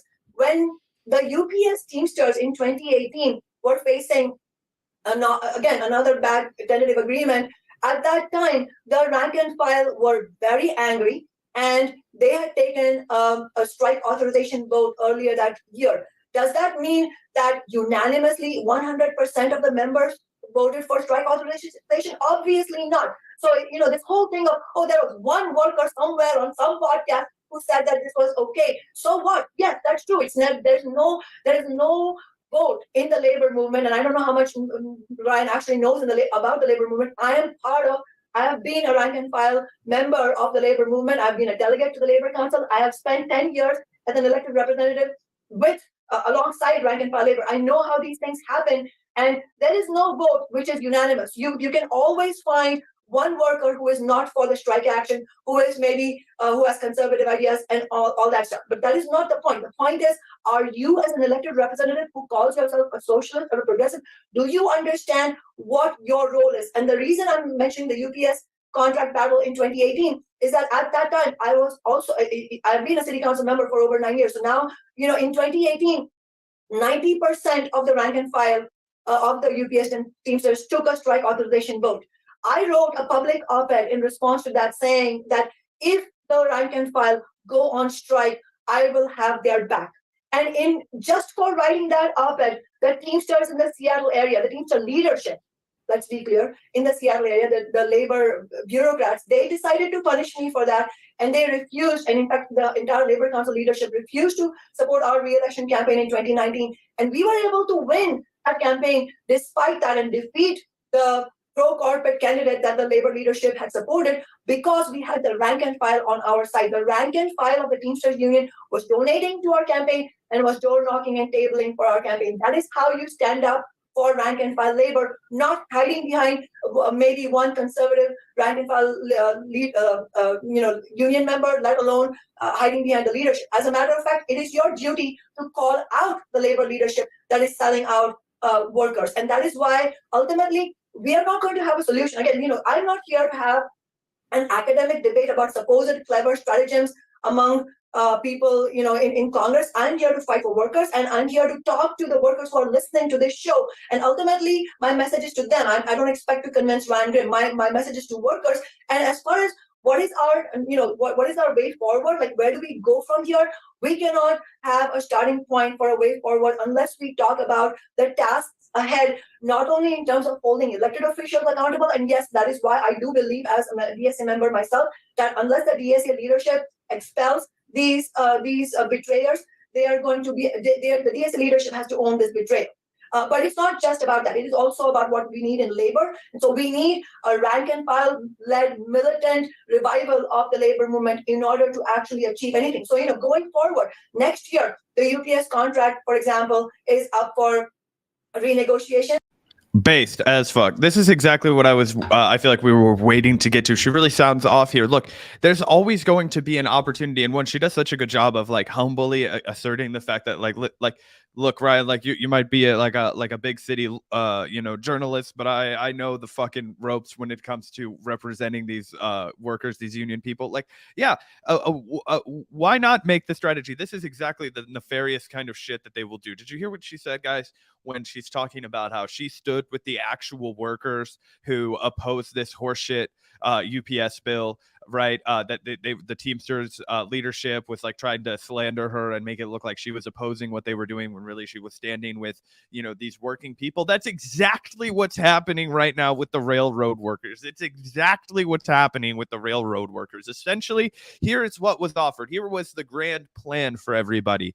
It was, and I actually think R.I.P. Bernie, who is been defending Grim in the chat. He spelled it out exactly what they offered was. It was like, we're gonna break this railroad strike, and then we're gonna do a symbolic vote on 7 paid sick days, and then maybe that will move Joe Biden to take some executive action. Okay, now that just seems like a horrible plan to me, and one that I would not participate in, because you're gonna lose. Like, I'm still waiting on that $15 an hour. I'm still waiting on that fucking massive infrastructure bill. I'm still waiting on my $600 fucking dollars. Okay, I haven't forgot about that.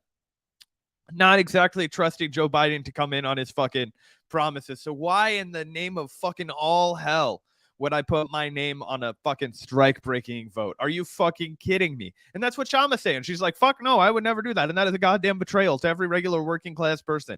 And people see it as a fucking betrayal, even if you're just a working-class Joe. Maybe you're a fucking, like, welder, or maybe you're a plumber, or you're a fucking carpenter, or, you do a painting, or any kind of fucking union job that you can get, right? You're going to look at that and you're going to say, oof, if that's me, they're selling me down the river even faster because it's not Christmas time, right? Like, oh, fuck.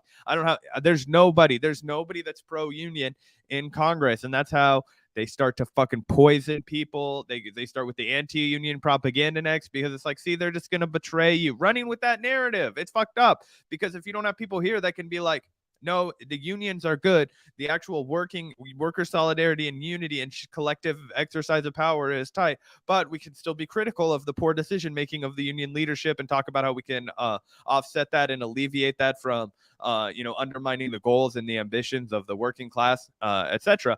Or you can have some jackass that's like, see, fuck unions, they're just going to get you betrayed anyway, why don't you take the extra 50 cents an hour instead, guy? That's how they eroded unions in the first place in this country. That, and we've mentioned right to work fucking legislation. So anyway, yeah, base little retort, base little earful right there.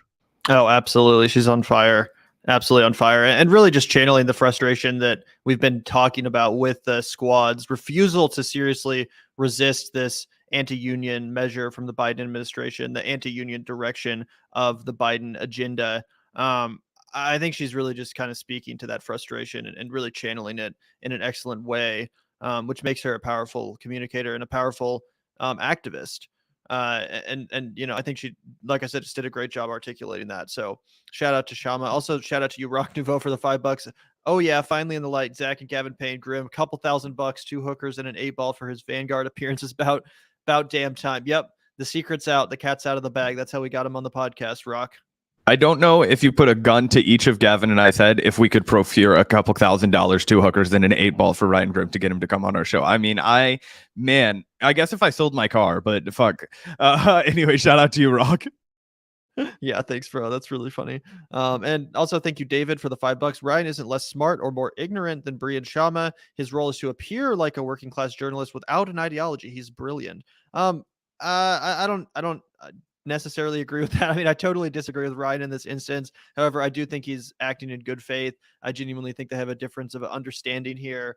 And that's what's being hashed out in the segment.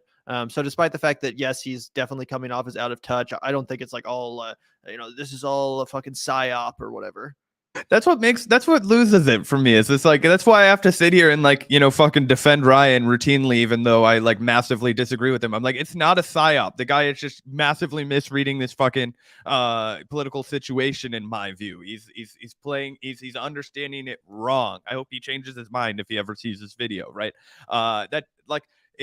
How would it be a fucking good cover for him to try and appear as a working class journalist when I can see what his public salary is as his job as the DC bureau chief, right? This dude's making racks over there. He's doing better than Gavin, and this show could explode in popularity by 1,000%. And we would be eating his dust financially. Okay. It's no secret that the guy's not working class. He doesn't try and hide it. There are a lot of other individuals that I imagine make even more money that just have a fucking way of making it seem like they make less, right? It's not transparent at all how much money you make on fucking YouTube, for example, right? Anyways. So I think that's why he takes so much shit. So that would just be bad cover anyway. In this case, he looks like, by your analysis, he looks like exactly what he is. He's a journalist that's making, hundreds of thousands of dollars to, report what's going on in the swamp of Washington. And, that's why, the dude has really good reporting when it comes to what's happening in X, Y, and Z precincts and districts during the fucking, primaries, because he's been covering it for fucking 20 years and learning the ins and outs, and when this person dies, he remembers their fucking votes. So he's a good follow for that kind of shit. Political strategy, we disagree on it, right? But if you lose so many people as soon as you start calling somebody a fucking psyop, right? It's like, oh, he's undercover. It just makes it sound sexy, but it makes you sound dumb. So that's just the way it is. 100%. Really appreciate that, man. And also thank you so much, Jessoir, for the $5. Also, big RR merger coming up will be bad for workers and people in the Midwest from big traffic increase through many working class neighborhoods. That's definitely true. I'll need to look more into that specific merger. Do you know anything about that, Zach? No. But I imagine, I wonder how that'll impact us here in the West Bottoms. Obviously, we have a bunch of fucking trains that go by. It does cause some traffic disturbances for us every once in a while. It's funny. Gavin and I grew up in a place called Olathe, Kansas, which also was notorious for just having bad intersections where you could get stuck behind a train if you lived in the wrong part of town. Anyway, I'll be interested to see, if there's any backlash to that, but also from a worker standpoint, I don't know anything about it, so I just need to do a little more homework on that. Shout out to you for letting me know, though, JSOR and JL, and appreciate the $5. Yeah, really appreciate the super chat, bro. Thanks for letting us know. And let's just watch like 5 more minutes of this. Hey, thanks so much, Kemp. Really appreciate the $5. Thank you so much for that super sticker. That's super generous of you. Absolutely. Shout out to you, Kemp. Really appreciate that. And yeah. So LOL. Sorry. Yeah, let's get back to this interview. Let's watch like 5 more minutes and then break down a little bit of the Twitter drama that ensued afterwards. And then we're going to get out of here. But yeah, thank you so much, Kemp. Really appreciate that. And let's watch like 5 more minutes. This is a crucial moment because there is a tremendous amount of social power with the UPS workers. There was social power with the railroad workers also, but now this is done. This is, there's been this massive betrayal. We have to learn. We cannot undo what happened, but what we should do is learn the lessons from it. And the lessons from this should be applied to the battle going ahead. And going forward, we need to make sure that we hold labor leaders and elected representatives accountable for them and for the UPS workers, win a strong contract, support the workers going on strike, and really set a good example. So you say we need a rank and file led labor movement. The rank and file organizes inside BMWED. They push this strategy. You cannot. And you're like, well, there's some conservative, and you smear them as conservative. On what basis are you smearing these workers? I am not smearing them. What I said, I do not appreciate you obscuring what I said. I am not smearing them. You said there's always conservative members you can find in a union. This is nonsense. This is a pointless. Wait a minute, guys. It's never going to be unanimous agreement. If you as a socialist don't understand which side to fall on, then I don't know what to say about you. You're not a socialist then. Right, Ryan. Look. You have to acknowledge, and you said it as you recounted your own story, that this represents a subset. We have no idea. This is not, it may or may not be representative of what a majority of rail workers wanted in terms of a strategy. And there's no way for us to know because of how time taking it is to actually take a poll in the moment. In the last ditch effort, as Jamal Bowman explained in a tweet thread, they were in the 11th hour realizing this thing was going to go through anyway, and they were trying to get the most that they could out of it. So just like when an organization, a company decides to unionize, there are some people who didn't want it to unionize, and we take the win as the win, 51%. We take it as a win. Obviously, there's going to be the possibility of finding all kind of diverse views. The question is, without punting it to what some labor organizer says somewhere, without punting it, Ryan, can we talk about the value of the strategy and what is actually happening right now? And you said a little glibly earlier, and maybe I shouldn't have characterized it that way, but you said earlier that what are we supposed to do? Talk about getting rid of the Railway Labor Act? Yes. Yeah, that is after it's like after. But wait a minute, Ryan. That scope of conversation, the conversation about should Biden veto the bill, the conversation about whether or not the Democrats should have been agitating for all other Democrats to vote this thing down because Democrats should not be standing against labor, the fact that every Democrat in America should have been protesting the existence of this cockamamie thing to begin with, that's a conversation that fundamentally was never going to happen as long as all of the energy was directed toward providing cover for Democrats for taking this vote that they wanted to take, because ultimately the majority of Democrats are in line with big business and the corporations and the railroad industry, point blank, period. 400 industry members wrote to Joe Biden, the Biden administration, the Monday before this vote was cast, demanding that he stand with labor, and he did exactly that. And the broader public has no idea that the posture of this thing is that Joe Biden's hands are not tied. He had a choice, and he had a choice to allow labor to use the leverage that comes from organizing in the first place to actually threaten to have a legal strike and get the full kit and caboodle of what they wanted, and that Joe Biden was the obstacle standing in their path. We are not having that conversation. I think it's largely because of the choices that have been made by the squad. And can I just clarify, as far as what the views of the members were, the Sheet Metal Air and Rail Transportation Workers Transportation Division, Brotherhood of Maintenance of Way Employees, Brotherhood of Railroad Signalmen, International Brotherhood of Boilermakers. These are the names of the unions that voted against that tentative agreement. And those 4 unions together represent more than 55% of all rail labor. So, yes, is there a difference of opinion among the rank and file? Yes, of course. As I said, it is just a completely dishonest and obscuring position to have, and to pull it out of your hat where you say, oh, well, this one railroad worker didn't agree with that. Yeah, that's always going to be true. There's never going to be a unanimous vote. That is not the point. But the fact of the matter here is that 55% of the rail labor rank and file voted against that contract. So So you're supposedly saying that even that does not provide any clarity to the socialists and the progressives, let alone Biden, of what to do. Come on, give me a break. No, let me be clear here. The rank and file union, the BMW, the Brotherhood of Maintenance of Employees, the one that you meant, Maintenance of Way employees, the one that you mentioned, they're one of the biggest trade unions in this group. They voted it down. A significant reason that they voted it down is that this rank and file caucus inside the union organized against it to try to push leadership to get a better deal. So they're with you. They're 100% with you on that. The same people who did that are the people who then went to Bowman's office and said, hey, can we do this? You're now saying it's one guy who's probably conservative.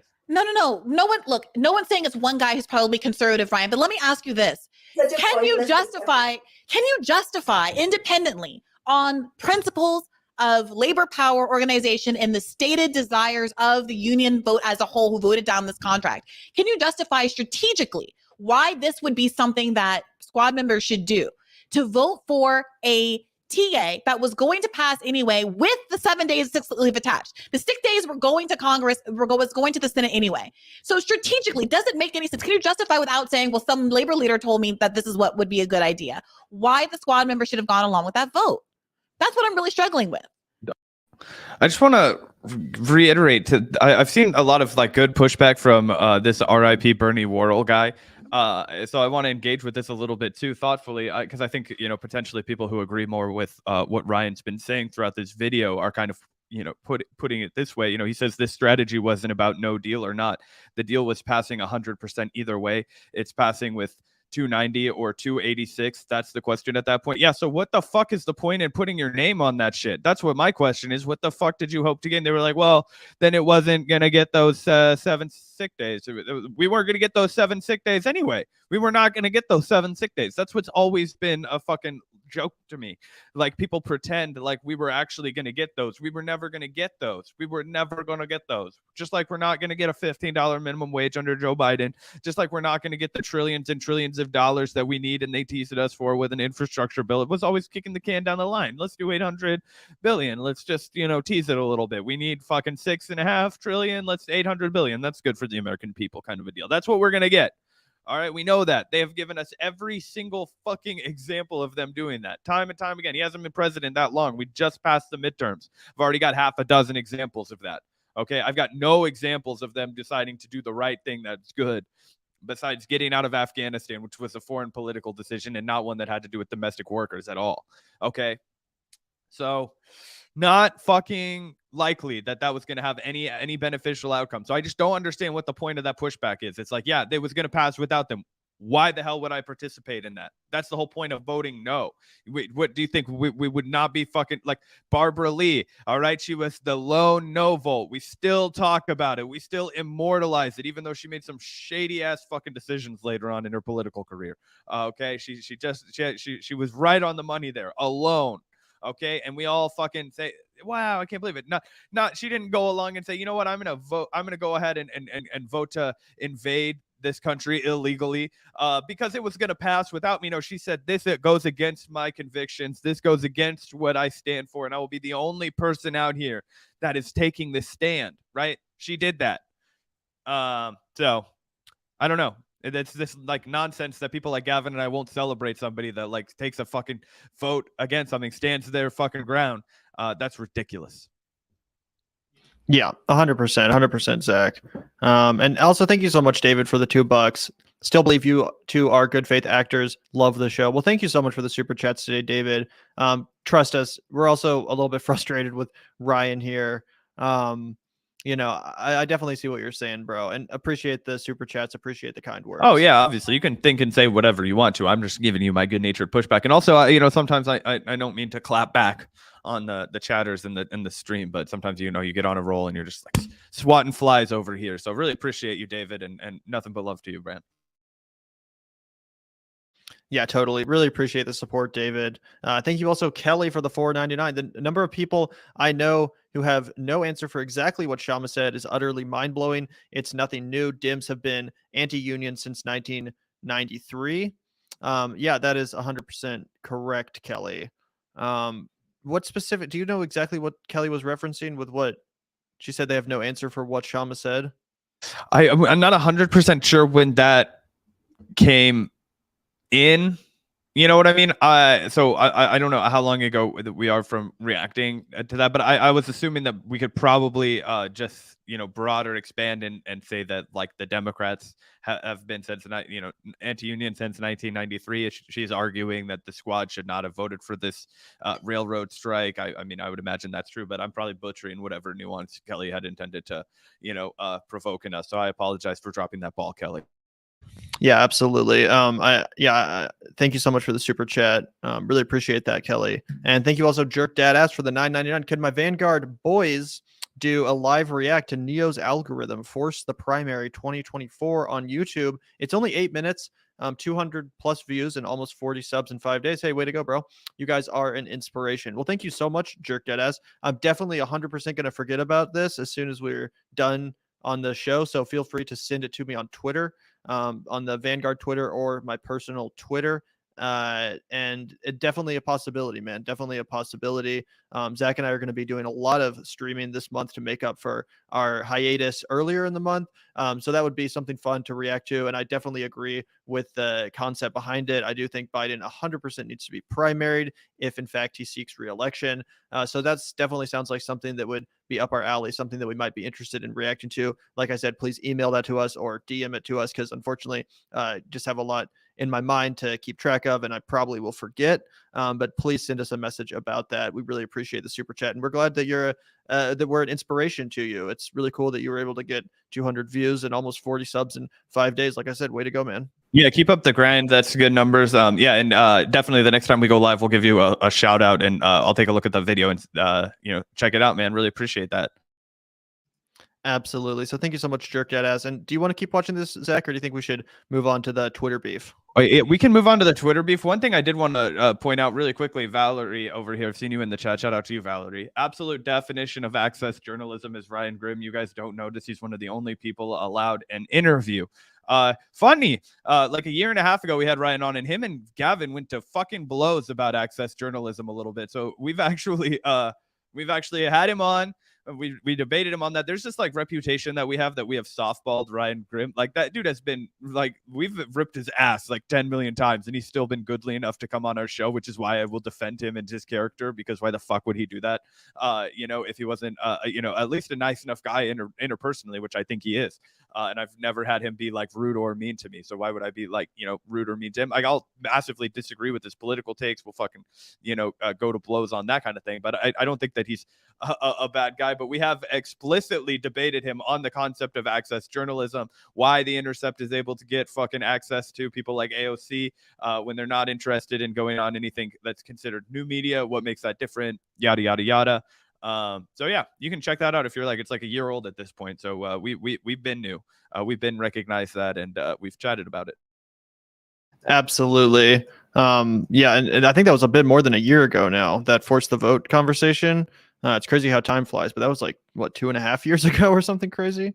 That's really what we built our channel off of, and it's been a while, but appreciate all you guys for sticking around.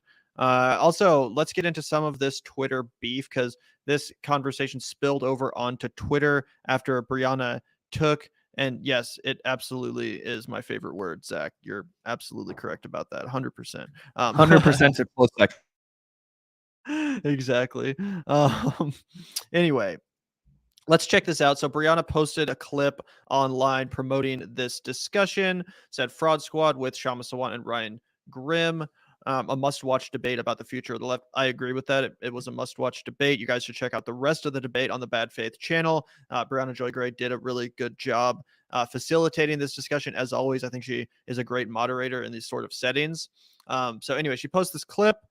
Ryan says this got weird. I mentioned that earlier. He was clearly, a little bit shaken by what went down in this interview, this debate. And it's kind of like, whoa, that probably got a little more intense than he was expecting, right?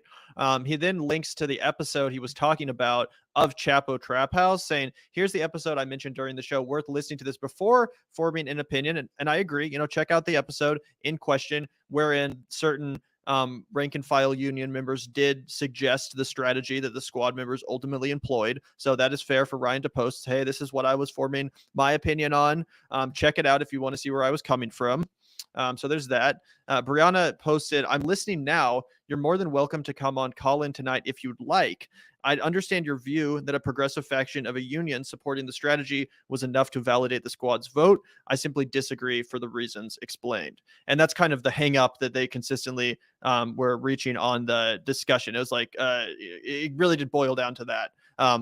Ryan's understanding was that there was this progressive faction of a union supporting the strategy that the squad ended up employing, and Kshama and Brianna Joy Gray did not think that that was a sufficient enough excuse to kind of just go along to get along and vote for what ultimately was a strike-breaking bill. So there's Brianna's response. Ryan says, when is it? Probably not necessary. You can carry the point. This caucus of militant rank and file workers push the squad to make this play. You can disagree with them, naive, etc., but that does complicate the betrayal narrative. Brianna then says she basically just posts the link to her call-in show where they were going to continue discussing this. She also says, I'll play the clip from the Chapo episode. And then Ryan replies a little bit in his feelings, I think, after which Kshama can apologize for saying I made it up, or he's a random conservative member trying to undermine workers. So again, getting a little bit salty there, demanding an apology, or not demanding, but suggesting one from Kshama Sawant. I don't know if that was necessary on Ryan's part. I don't think Kshama needs to apologize for anything. I don't have any issue with the tone that she employed during that debate. I think she was understandably frustrated and was just, emoting accordingly.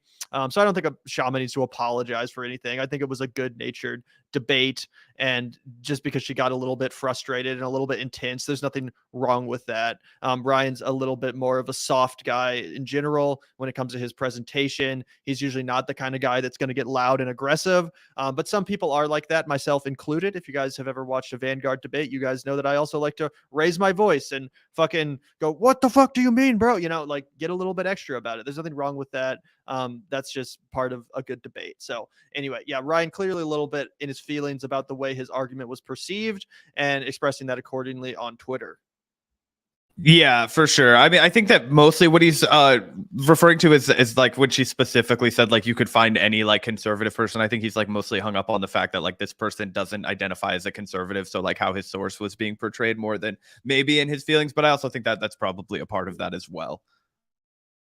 Right. And it wasn't a conservative union member in question. So I understand why he was salty about that, because he's like, that's a mischaracterization of this union member who was a progressive, who was espousing the strategy that the squad ultimately went with. But still, I still don't think Kshama needs to apologize for anything, right? Either way, great discussion, great debate.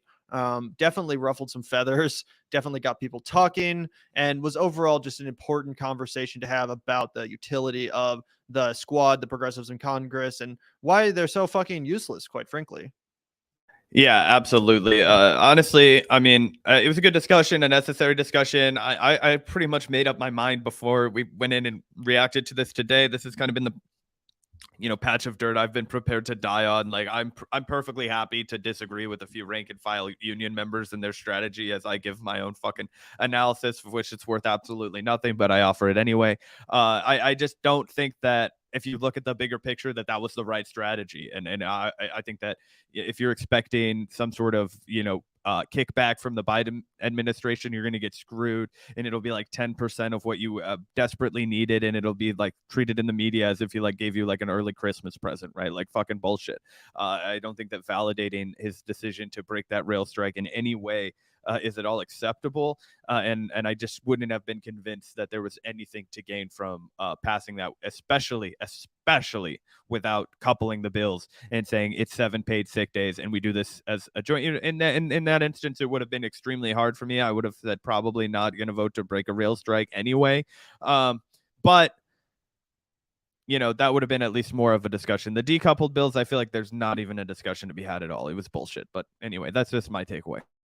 Again, and even if you want to accurately point out that it didn't really fucking matter how the squad voted on this bill, because, you know, it just kind of comes down to electoral wonkery, right? It's going to pass regardless of what the fuck they have to say about it. What really frustrates me is the lack of a vociferous criticism coming from the progressive faction towards the Biden position on this issue. Like, yeah, we get it. You don't have enough votes to actually make a difference in this instance, as is the case with many instances.